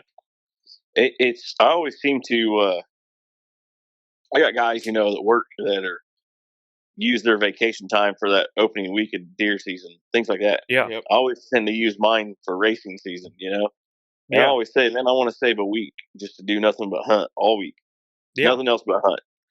But then by the time November rolls around, I've already burned up 2.5, 3 weeks worth of vacation to going here and there for racing or just taking a quick trip all of a sudden to wherever, be St. Louis. And I mean hell, just in the last 4 months alone, um, I've been to St. Louis, I've been to Tulsa, Oklahoma, I've been to Florida, man, Kentucky, and everywhere. So I'm running low on time already. yeah, you know yeah. I know how that so goes. yeah, but that, and like I said, drinking bourbon and chasing women. I always tell people Chris Ham is a savant. A man's man. I said Chris Ham is what you call the Harbor Freight Aaron Rodgers of his. But remember old sign we made up, JB, the Kmart Cowboy. oh yeah, Oh, the old that's where it started, huh? yeah, old Hambone there introduced me to Kmart Cowboy, and I've been on it ever since. Now we see them all the time. These soy boys today are nothing but Kmart Cowboys. Oh man, Tight band, tight pants, bitch buns. Couldn't change a yeah, flat tire. yeah. But boy, they country though. I can't remember what it was. I think it was our front desk girl there at Fisher's that said something about some boy in his truck or whatever. I said, he ain't nothing but a Kmart Cowboy. He probably lives up in the city farm. yeah, and his 12-valve Dodge that somehow he ended up with. Mommy and Daddy bought it for him. Well, yeah, By the time he's done with it, it'll be clapped out harder than Pam Anderson. I'm just saying. Yeah. Because Oh yeah. I've seen the way they drive those things. that ain't no kidding. Yeah. Yeah, I remember back in those days. I had given Keith a set of truck nuts. A swinging sack. It was They were blue. blue. Oh yeah. They were blue, and dude. and they was a swinging. We stuck them on the back of my F-150. We had them on the back of his truck, and we went up to Buffalo Wild Wings. We was at the, was it Anderson or were we? Yeah, it was at Anderson, Buffalo Wild Wings, and we had an old boy up there that was just, I mean, stroking. What was that guy's name, Keith? The guy who fought Brock Lesnar. Yeah, cheated and Overeem. Yeah. Alistar Overeem. And he didn't like the fact that we were, rooting for Brock Lesnar, who was an absolute beast in his day. Oh yeah. And we come back out, and his ragged ass 12-valve Cummins was gone, but we know he stole those that sack off of the back of that truck. Well, I mean, him and I had some choice words at the bar. Yeah, those were the days where you'd be drinking, and this feller here, he was 6 shades of rainbow Kmart Cowboy, and he didn't like the fact that we were Lesnar fans, and we probably had way too many beers that night. But he probably drank Bud Light too. Yeah, he probably was. Yeah, he kept on itching his ass crack, and we kept. And then that was when my comment came around. Yeah. So yeah, that didn't help the situation, but that was when I was young, dumb, full of cum, and 10 feet tall and bulletproof. Oh yeah, I remember those days. That was before kids. I'd swing on anybody. Yeah. So JB, I tell you what, you need to come out here, man, and introduce you to some Greenfield stuff, bud. I mean, I've been trying to get you to come out here for years. Greenfield is okay. So I grew up in Pendleton. Yeah, When I first got married, we lived on the Carmel line of Indianapolis. Like 86 and stuff like that. yeah, And then lived in Anderson. I took a job in Lexington. We lived down there for a couple of years. And when we moved back, I knew I wasn't going to put my kids in Pendleton schools. I didn't like yeah, the way they were going. They were, trying to liberalize everything in Pendleton. yeah, So, got my kids in Greenfield schools, and all my kids make straight A's. I mean, it's a phenomenal school system. But I like the fact that, and I didn't know this until I lived there. The major problem we have is, I-40, which is the drug highway. oh yeah, And all the police, the police officers that are, Hancock County, they're out there you run into for the sheriff's department or the local Greenfield police. They're all real nice. I mean, yeah. I even got pulled over by one for rolling a stop sign onto Mhm. 40, and he pulled me over and he came up and I told him I have a firearm here, and he goes, "Just don't reach for it." He's like, "Give your license and registration." I said, "Yeah." He goes, "You know why I pulled you over?" I was like, "Yeah, I rolled through that stop sign. My bad." He's like, "I'll be back in a second." Come back up 10 seconds later, and he goes, "Mitch Kimling, you're good to go. We're just looking for shit, and you're good to Yeah, go." So in that mind, like they're looking for drug, cars are, oh yeah, transporting drugs. And then I Yeah. found out that I-40 was a major drug highway. it is. I mean, we don't have break-ins, we don't have shootings, we don't have carjackings. I mean, we don't have any of that. And then besides your gas stations, a lot of shit closes down well before 10 o'clock. Yep. Town goes quiet. And Yeah. I see a lot of these young kids, they hate it. "Well, I don't get to do nothing." Well, when we let your little raggedy asses out past 10 o'clock, that's when problems start. Yep. Because none of you have any respect for anything anymore. Yeah. Oh yeah.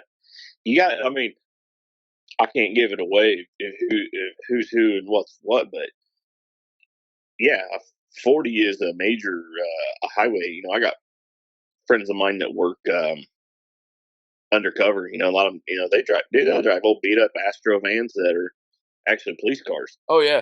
Or it's things like that, and it's crazy, man. The things that actually come down up and down through 40, traveling from state to state, that a lot of people don't realize come through this town. Yeah. And I've seen it firsthand. Out riding with some of these guys. Just on a Friday night at 3 o'clock in the morning, or a Saturday at Noon. I mean, 2 a.m. yeah.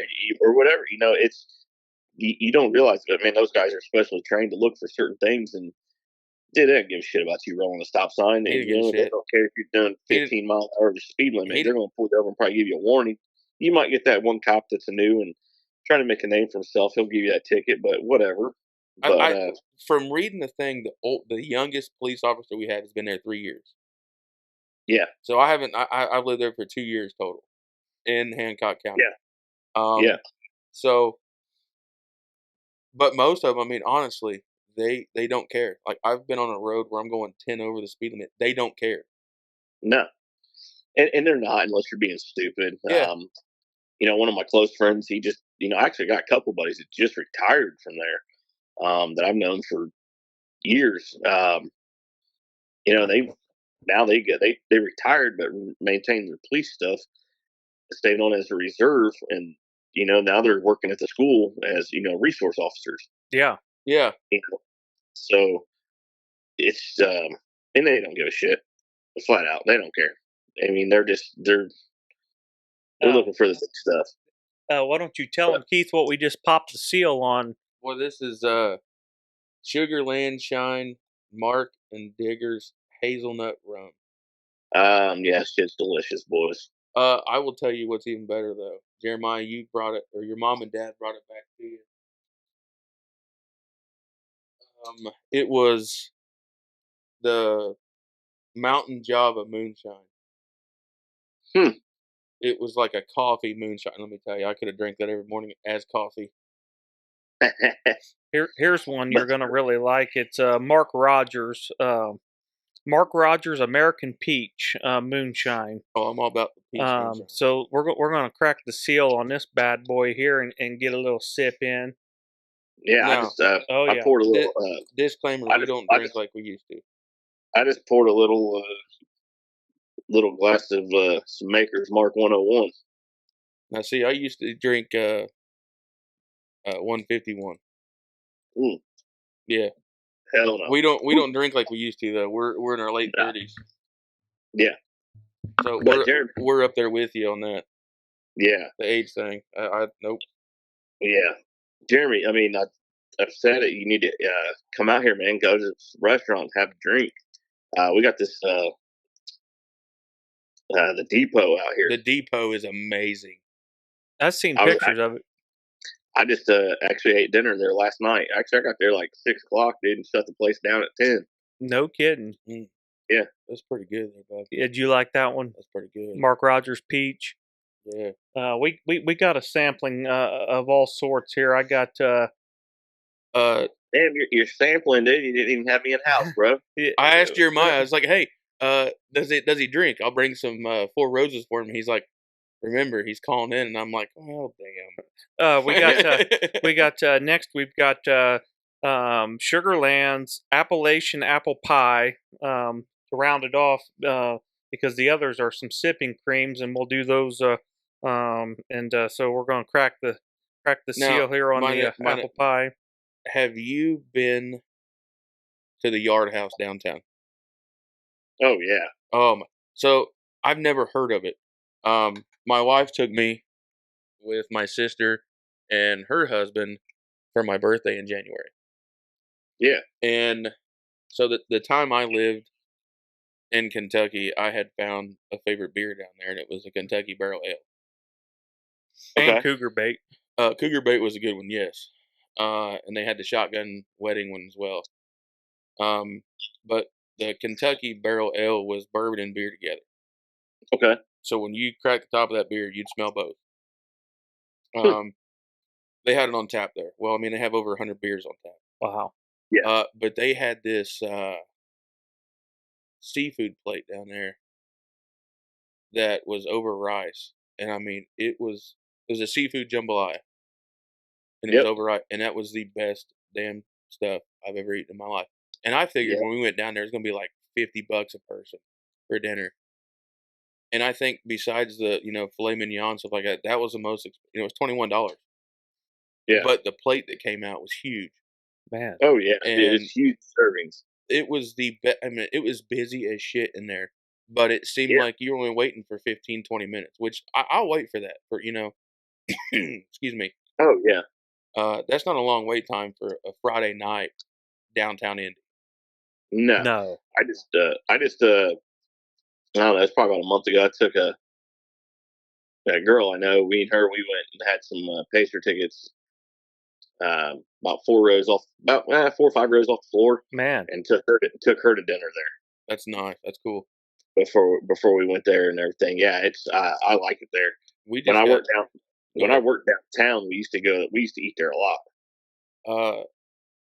I just went back to the Eagle's Nest in the beginning of March. Yeah. The last time I've been there was 06 when I had prom for high school. Yeah. Damn, showing your age. You're young. I'm not that far from you. I'm 37. Yeah, but my high school, my last year of high school was 99. Man. So yeah, 7 Yeah. years. Yeah. Jeremiah, yeah, I don't like this one. Eagle's Nest is it's good. Yeah. Damn, I always seem to everything I took a lady there. That's where it always seems to be. It's ladies I end up taking to dinner. Fuck. But Well, I mean, single man. yeah, I mean, Uh, I take a lady to dinner, but it's the same one. It's my wife. Been that way for yeah, 15 years now. Married 15 years. We're yeah. gonna You can't beat that. we're gonna round this little sampling off, Keith, with No, App- there's 2 more, so we're not uh, done yet. we got a little Appalachian sipping cream butter pecan. All right, I'm all Hey. about it. Dude, that's the best ice cream ever made, too. Hey, I'll tell you right now, you need to try Buffalo Trace's bourbon cream. I have, Drink Oh it my with Dr. God. Pepper. bro. It's You amazing. you are gonna fall in The love with Buffalo this one. the Buffalo Trace cream is amazing. Hey, with not Dr. Pepper, but with A&W root beer, tastes Ooh. like you're drinking a root beer float. Really? See, I did the banana cream pie Yeah, moonshine yeah. and mix it with a Mhm. Yoo-hoo. Oh, No that'll kidding. that'll be what kills me. You're gonna really like that one right there. That one right there is delicious. Oh my god, that's good. That Uh, one It's like right an there. alcoholic ice cream, dude. That's That one right there is trouble in the making. I think that's just gonna go home with me.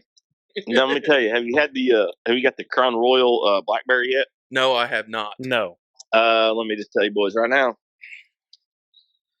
no kidding. blackberry Crown Royal with some lemonade will knock your dick in your watch pocket. Now, Boys. see, when they came out with the peach, Yeah, is when I still had like a sweet tooth for those peach gummy rings. yeah. And Yeah. then I was watching the Tipsy Bartender on TikTok, Oh yeah. which gayest dude I've ever seen on anything, but hilarious as shit. Oh I yeah. would definitely love to have that dude at one of my parties. Made He'd the had everybody fucked up. oh he would, dude. He makes that jungle juice and shit, and I'm like, how's he getting away Yeah. calling it jungle juice? Right. And it's like green punch shit. Right. I was like, but I Yeah. drank the hell out of it. But he was mixing Crown Peach and Sprite, and he said it was tasting like gummy rings. So we were Mhm. at the bowling alley one night, and I ordered it in Anderson, Yeah. and I ordered one of them, and I drank it, and I ordered 3 more to go back with me, and I was like, I knew this was gonna be the death of me, and I survived it. Thank God, between Bub and his dad and pushing me the right way, I don't drink like I used to. So That's a good thing right there. You know, we all have to have somebody lead us in the right now direction. every now and then I've got some demons, but it's usually a one night thing, and the wife lets me. But then the next day she's like, "Nope, not tonight. You're done."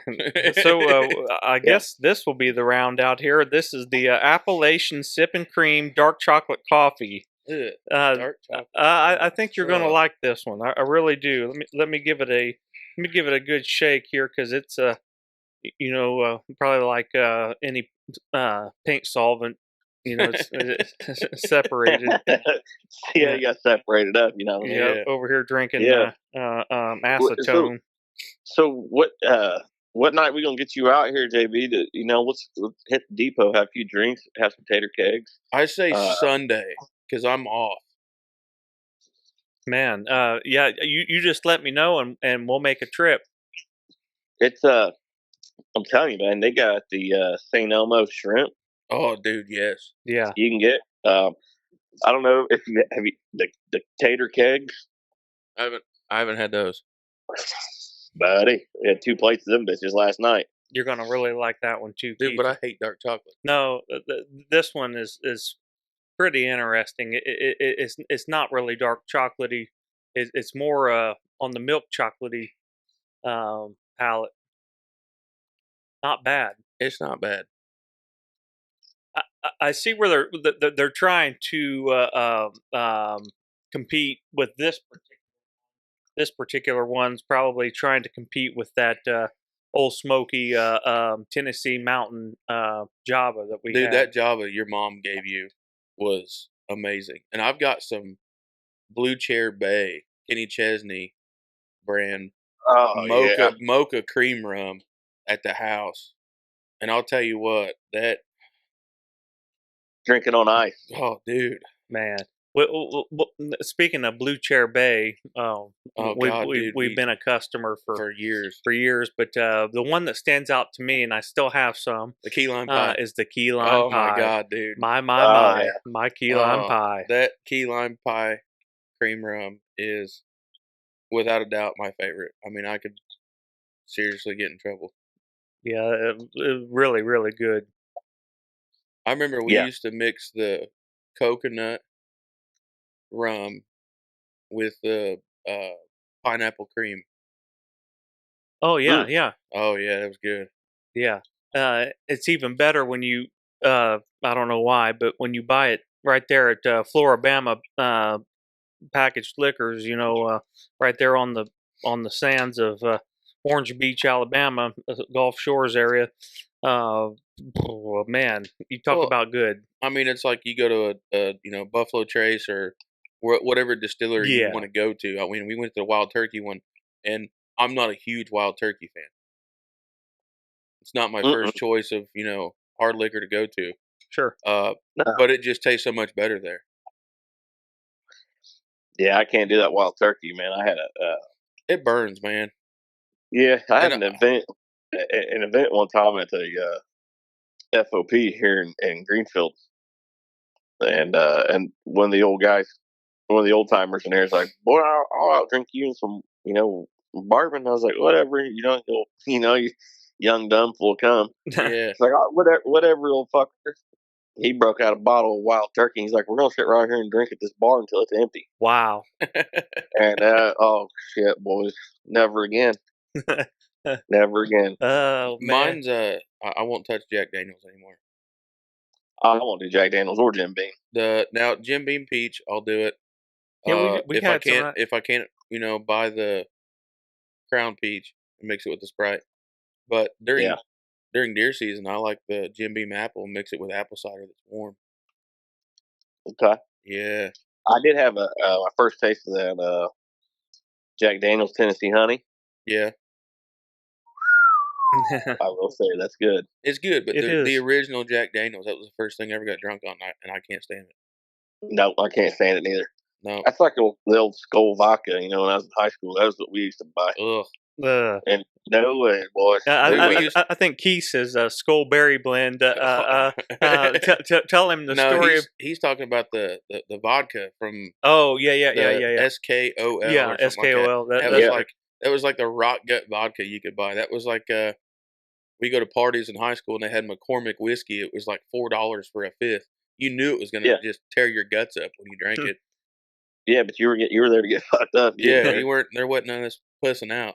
Keith, you remember walking through the Ripley's Believe It or Not Museum with? Okay, so I went down. We were 18, so half of this is legal, half of it's not.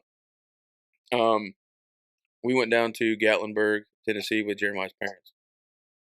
I used to go on vacation with him all the time. I mean, he and I we're like brothers. We've known each other for 31 years now. Yeah.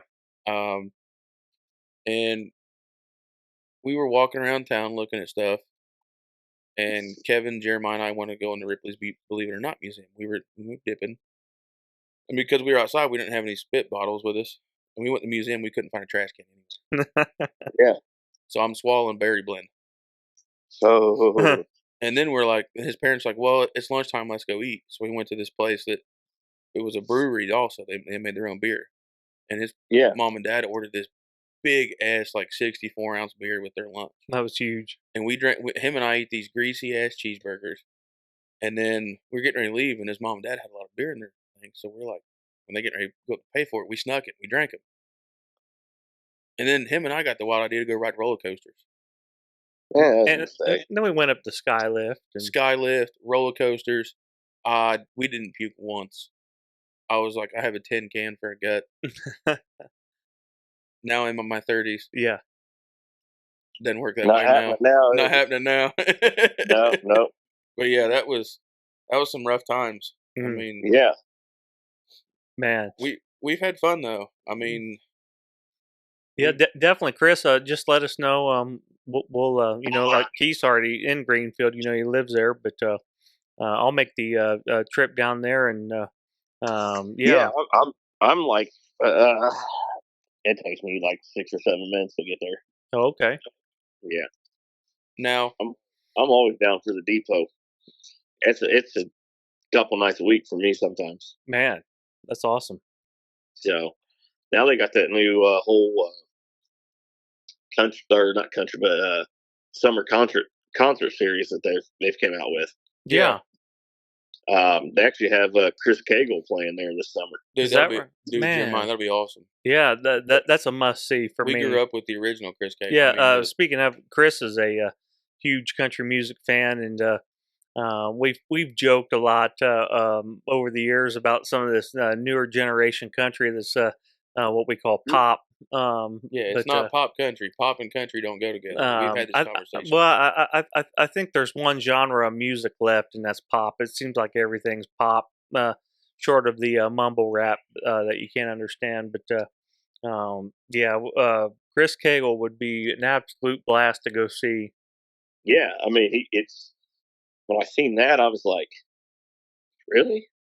Yeah, Like you're got a major country star coming? Yeah, but he's not in Nashville anymore. No, They he's they not. they don't like him. They don't like George Strait. They don't like Alan Jackson. They don't like Yeah, any of them that are country. yeah, yeah, traditional. And I mean, Jeremiah and I go back and forth about this all the time, and it's just him trying to get a rouse out of me and get my blood pressure up. But I remember as a kid, my grandfather was, George Strait's not country. hmm So now I'm here sitting, Florida Georgia line, and Dan and Shay aren't country. They're pop. right. So I mean, it's a never ending It's a cycle. never But thing. yeah, That's like people say. That's like people said Garth Brooks wasn't country. Mm, You but know? he was kicked out of Toby Keith's wake. So I mean, Yeah, but I mean, people said he wasn't country back in the day, and either they said he was more rock and roll. But well, it's because he had that different. And George Strait did yeah, too. They had that different twang.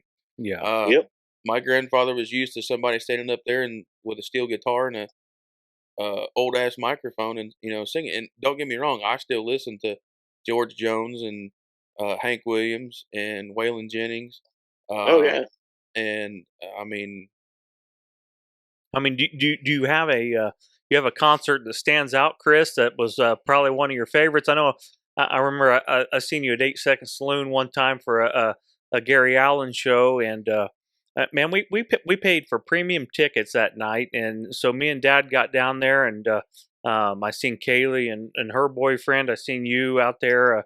I seen old David Leroy White trying to get up on stage and sing, and all kinds of silly stuff that night, but. We got there and they had moved our premium paid seats clear off to the side there, and that yeah. kind of sucked. Man, I've seen so many. Man, it's probably the best person I've ever seen perform live. I will have to say, hands down, theatrical wise, has been Garth Brooks. Anytime I've ever seen him, interacting with the fans and things like that. One of the best I've ever seen is Neil McCoy. Neil Oh wow, McCoy, yeah, yeah, Uh, I've seen Toby Keith at the Little Nashville Opry a couple times back when he was coming out. Um, Phenomenal, in a little venue like that. yeah, Um, and I've seen so many though that have come up. Like I mean, I remember Eric Church was coming up. I mean, I seen him in 8 Second Saloon. I seen Justin Moore there. Got to meet him, a couple times there at 8 Seconds. yeah. He's not a very big feller. You know what? I met Justin Moore. he's tiny. He's a little bitty dude, man. Yeah, I spent the day with Kurt Busch. Me and Dad did, and we got to go onto his car hauler and look at the race car and the backup Mhm. motors and transmissions and all of that. And we spent the day with him and got to go down on pit row and during the national anthem, we were part of the crew that was down there on. I'll never forget Blake Shelton and Miranda Lambert walked up through there during that time, and they went and he's personal friends with Clint Boyer, and Yeah. he found their team and kind of gave them an FU salute, and ended up getting kicked out of the speedway that day, and made news. But Justin Moore, yeah, he came up and he was friends with Kurt Busch, and they Yeah. shook hands and said their pleasantries with each other. But got to meet him that day, and it was a fun time. Yeah. 2010. Yeah. I've seen a bunch of them. Um, a lot of these guys coming out, run through the places like 8 Second Saloon. And I still tell everybody that's probably one of the best places to see a show. Yeah. If you want to see somebody up and coming. I actually just literally went back in February and seen Chris Cagle at 8 Seconds for probably the 20th time I've seen that dude. man, there's just so many. I mean, I had a summer one year. Um, Me and a buddy of mine were like single dudes. Yeah. We're just going to see how many concerts we can hit in a year. And I think we literally went to, if I remember correctly, I think it was like 46 shows in one year. Wow. It's a lot. Dude, I'm telling you right now. I tell you what, one of the best shows I went to was out at the casino in Anderson. It was Big and Rich and Cowboy Troy.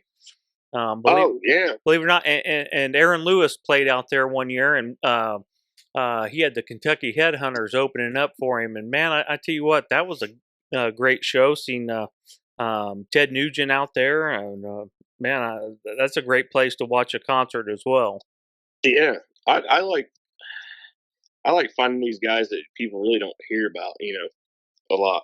And Yeah. I think you know that from us working together and playing music in our office and shit like that. But And see, I think TikTok is how that is now. yeah, Like I got so much stuff on my playlist now that what I listen to in the car that like their it's little not even mainstream. no, it's their little 15-second clips that Yeah. they've promoted on the TikTok, Yeah, and then they let you know when it's going to drop. And out of that 15 seconds, I'm like, okay, we'll try it. And Yeah. I mean, dude, it's some of the best music. Yeah. the devil you don't know, wine and the whiskey. I mean, those two are the top off my head right now. That I got those 15-second clips off of TikTok, and I listen to them weekly.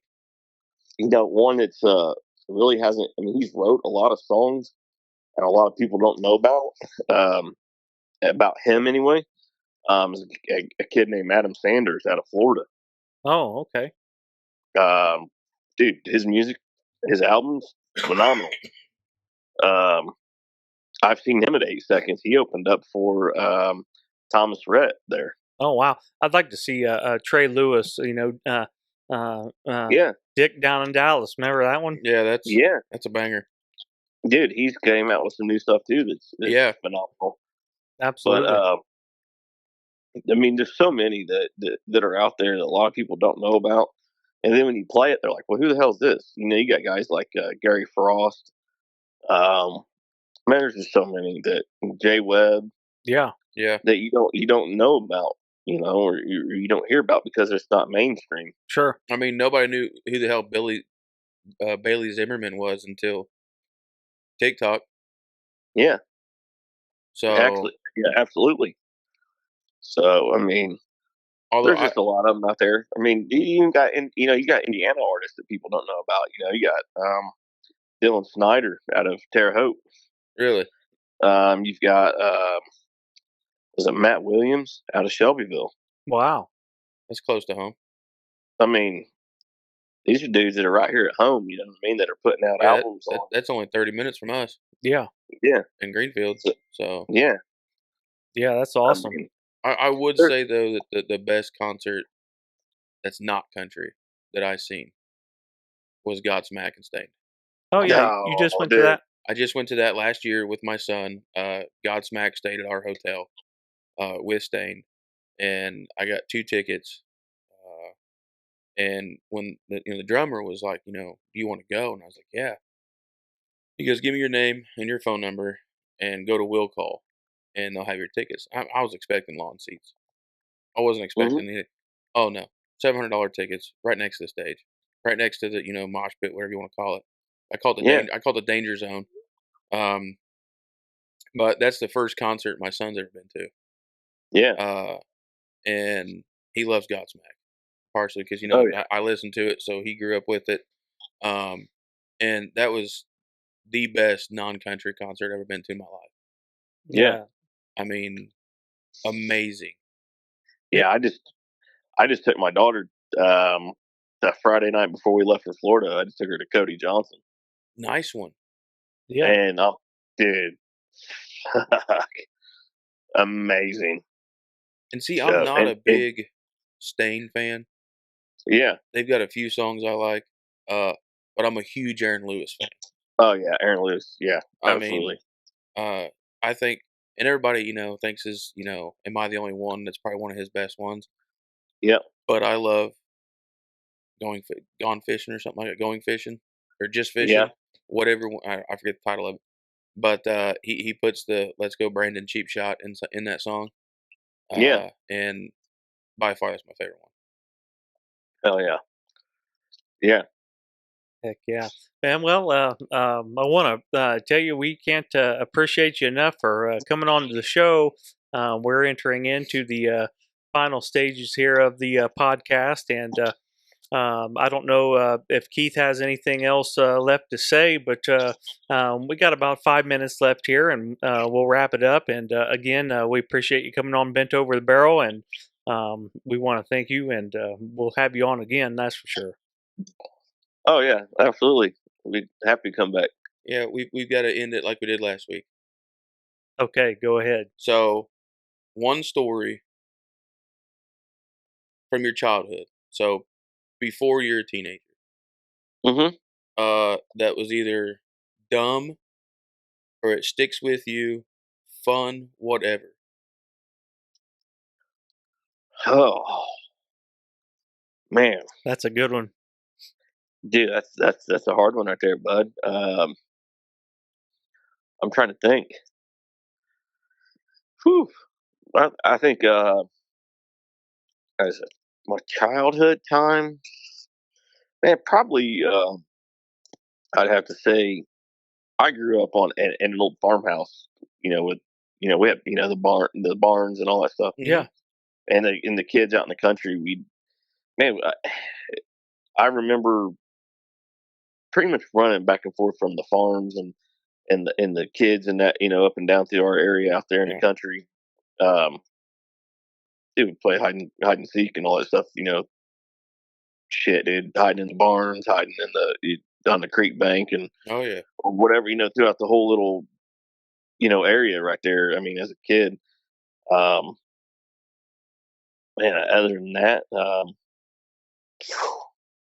that's a hard one, man. I'm getting old. I can't remember a lot of stuff. You Yeah. know, Getting that Joe Biden memory. yeah, Yeah. yeah. Let's go, Brandon. Yeah. Yeah. Yeah. Well, Bub, Yeah. I'm gonna do one of our dumbest things we ever did as kids together. Okay. It goes back to the old farmhouse again that your mom and dad rented. Okay. The owner had the classic cars behind the barn. Yes. 1971 Challenger and an old Studebaker. Yes. Well, Bub and I got the bright idea to take the pellet guns, shoot the windows out of those cars. Who? Yeah. Not knowing what we were Yeah. really doing. Oh my God. I have never seen Kevin Barnett so pissed at us in our entire life. Uh, That was probably, I mean, and we've done some dumb shit. there were some choice words thrown out there. Yeah. Mm. I thought for sure he was going to hang us. Yeah, yeah. Yeah, we'll never forget that. Both of those guys are long gone, father and son. Yep. The son had a drinking problem, and he was a thief, and had cirrhosis of the liver, and the old man just died from being 80 something. But yeah, we done some stupid stuff, and on our last podcast, we talked about lighting a barrel full of different fuels on fire, and Burnt our eyebrows and the first part of our hair off top of our heads. yeah, so that was really an interesting time. But again, Oh, we appreciate your time this evening, and been one heck of a podcast. And we're glad you came to get bent over the barrel. So now, Chris, it's time for you to get bent, and we'll talk to you yeah. later, man. All right, buddy. All right, see you. All right, that's it. All right. All right. Well, That was good. that was awesome. Really, really awesome individual, and we'll have him on the show again. And that worked out really well, you know. Dude, we ought to put him on Gears, Guns, and the Great Outdoors. Yeah, With this, sure. shooting guns and, Product reviews. product review. And then, we can get him on there, running the quads and all there that at his house. And Yeah, that'll be fun to get him on there too. sure. So what was your overall what can you say about our Mayano products? I really enjoy what we've got going here, and I like our growth every week. Every week we are growing and making the audio better, and we like that you guys came to spend a couple hours with us. We're going to film on Wednesdays. We have so many guests that are scheduled to be on the show. Most of them from the comfort of their own home, or if they're out on vacation or whatever. We like to do a phone in like Chris did. And what's your overall thoughts on this set and these headphones and microphones? Man, I like it. I do too. The quality of it. I mean, it's crystal clear in the ears. Um, and we did a test call on the hotline before we Why don't you go ahead? called. And We got folks Bent Over the Barrel hotline, 317-674-3216 is our number. Keith, what would you like our listeners to call in and leave us a voicemail in regards to, or text message? You can text us or email us at bentoverthebarrelpodcast@gmail.com if you'd like to be on a future show. I mean, yeah, future show. Leave us a voicemail. Send us a text. If you have any questions regarding our guest tonight, I know we probably should have covered. If somebody wants to get into quad racing, Yeah, they can like, always email the yeah, show or, email the or show, and we can text us, call us, whatever you get got. you in contact with the guest, and he can probably give him some pointers and push him in the right way to get him started. But yeah, call the hotline, send us a text, leave us a voice message, and then we can answer your questions on the next podcast. Now we do have two next week, right? We're doing Wednesday like we normally do. Yes. But before that, we're gonna do the one about us, right? Yeah. Okay. We'll have one together, and that'll be a really good show. And we've got a lot of content to come out, and we want you to like, share, and subscribe. Go on our YouTube and hit the bell for notifications, and we want you to subscribe. Right now, we're just trying to grow the channel, and like I said, within the first few weeks, we between Spotify and YouTube had over 3,600 listeners on each podcast and short that we put out, and we'll continue to put these out weekly. And again, if you would like to be on the show, you can look at our icon picture, and our hotline number 317-674-3216 is on there, and our email address is down low below the neon sign as you see here on set. But we just want to thank you for listening, and tell everyone you know about Bent Over the Barrel podcast, because we have even greater shows coming out. And is there anything else you'd like to tell the listeners, Keith, before we close her down? For our podcast about us, if there's anything you guys want to know about Jeremiah and I, call the hotline, get a comment on YouTube, and then we'll write them down, and we'll answer them to the best that we can. But what do you want to cover on that? I mean, I know a little bit of personal information and stuff like that, but what do you want to cover on that? We'll just kind of cover our days growing up, and through our teen years, and through our titty bar days, and when we raised a little too much hell. And we'll talk about everything, but it'll be a good show, and we can give the listeners a little insight to who we are, and how we got to knowing each other, and the 31 years we spent together. Hope for 31 more, and we appreciate each and every one of you. I do want to give a shout out to Herb Skaggs down in Frankfort, Kentucky. He owns the Tattoos with Herbs and Body Piercings. They're at 21 Grandview Drive in Frankfort, Kentucky.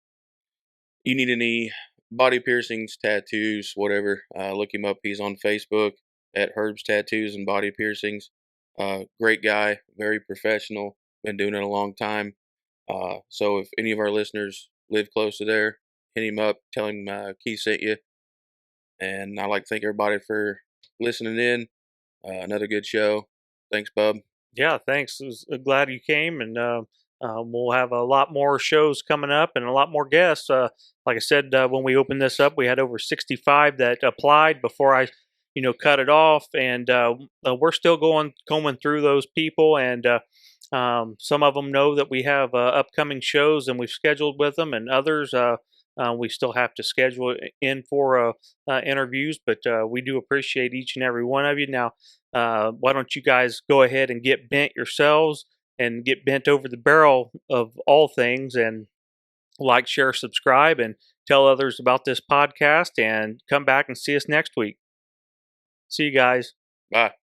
A two-piece suit with a camouflage hat, sipping fine wine out of a paper sack, like Copenhagen in a Cadillac, spinning mud time.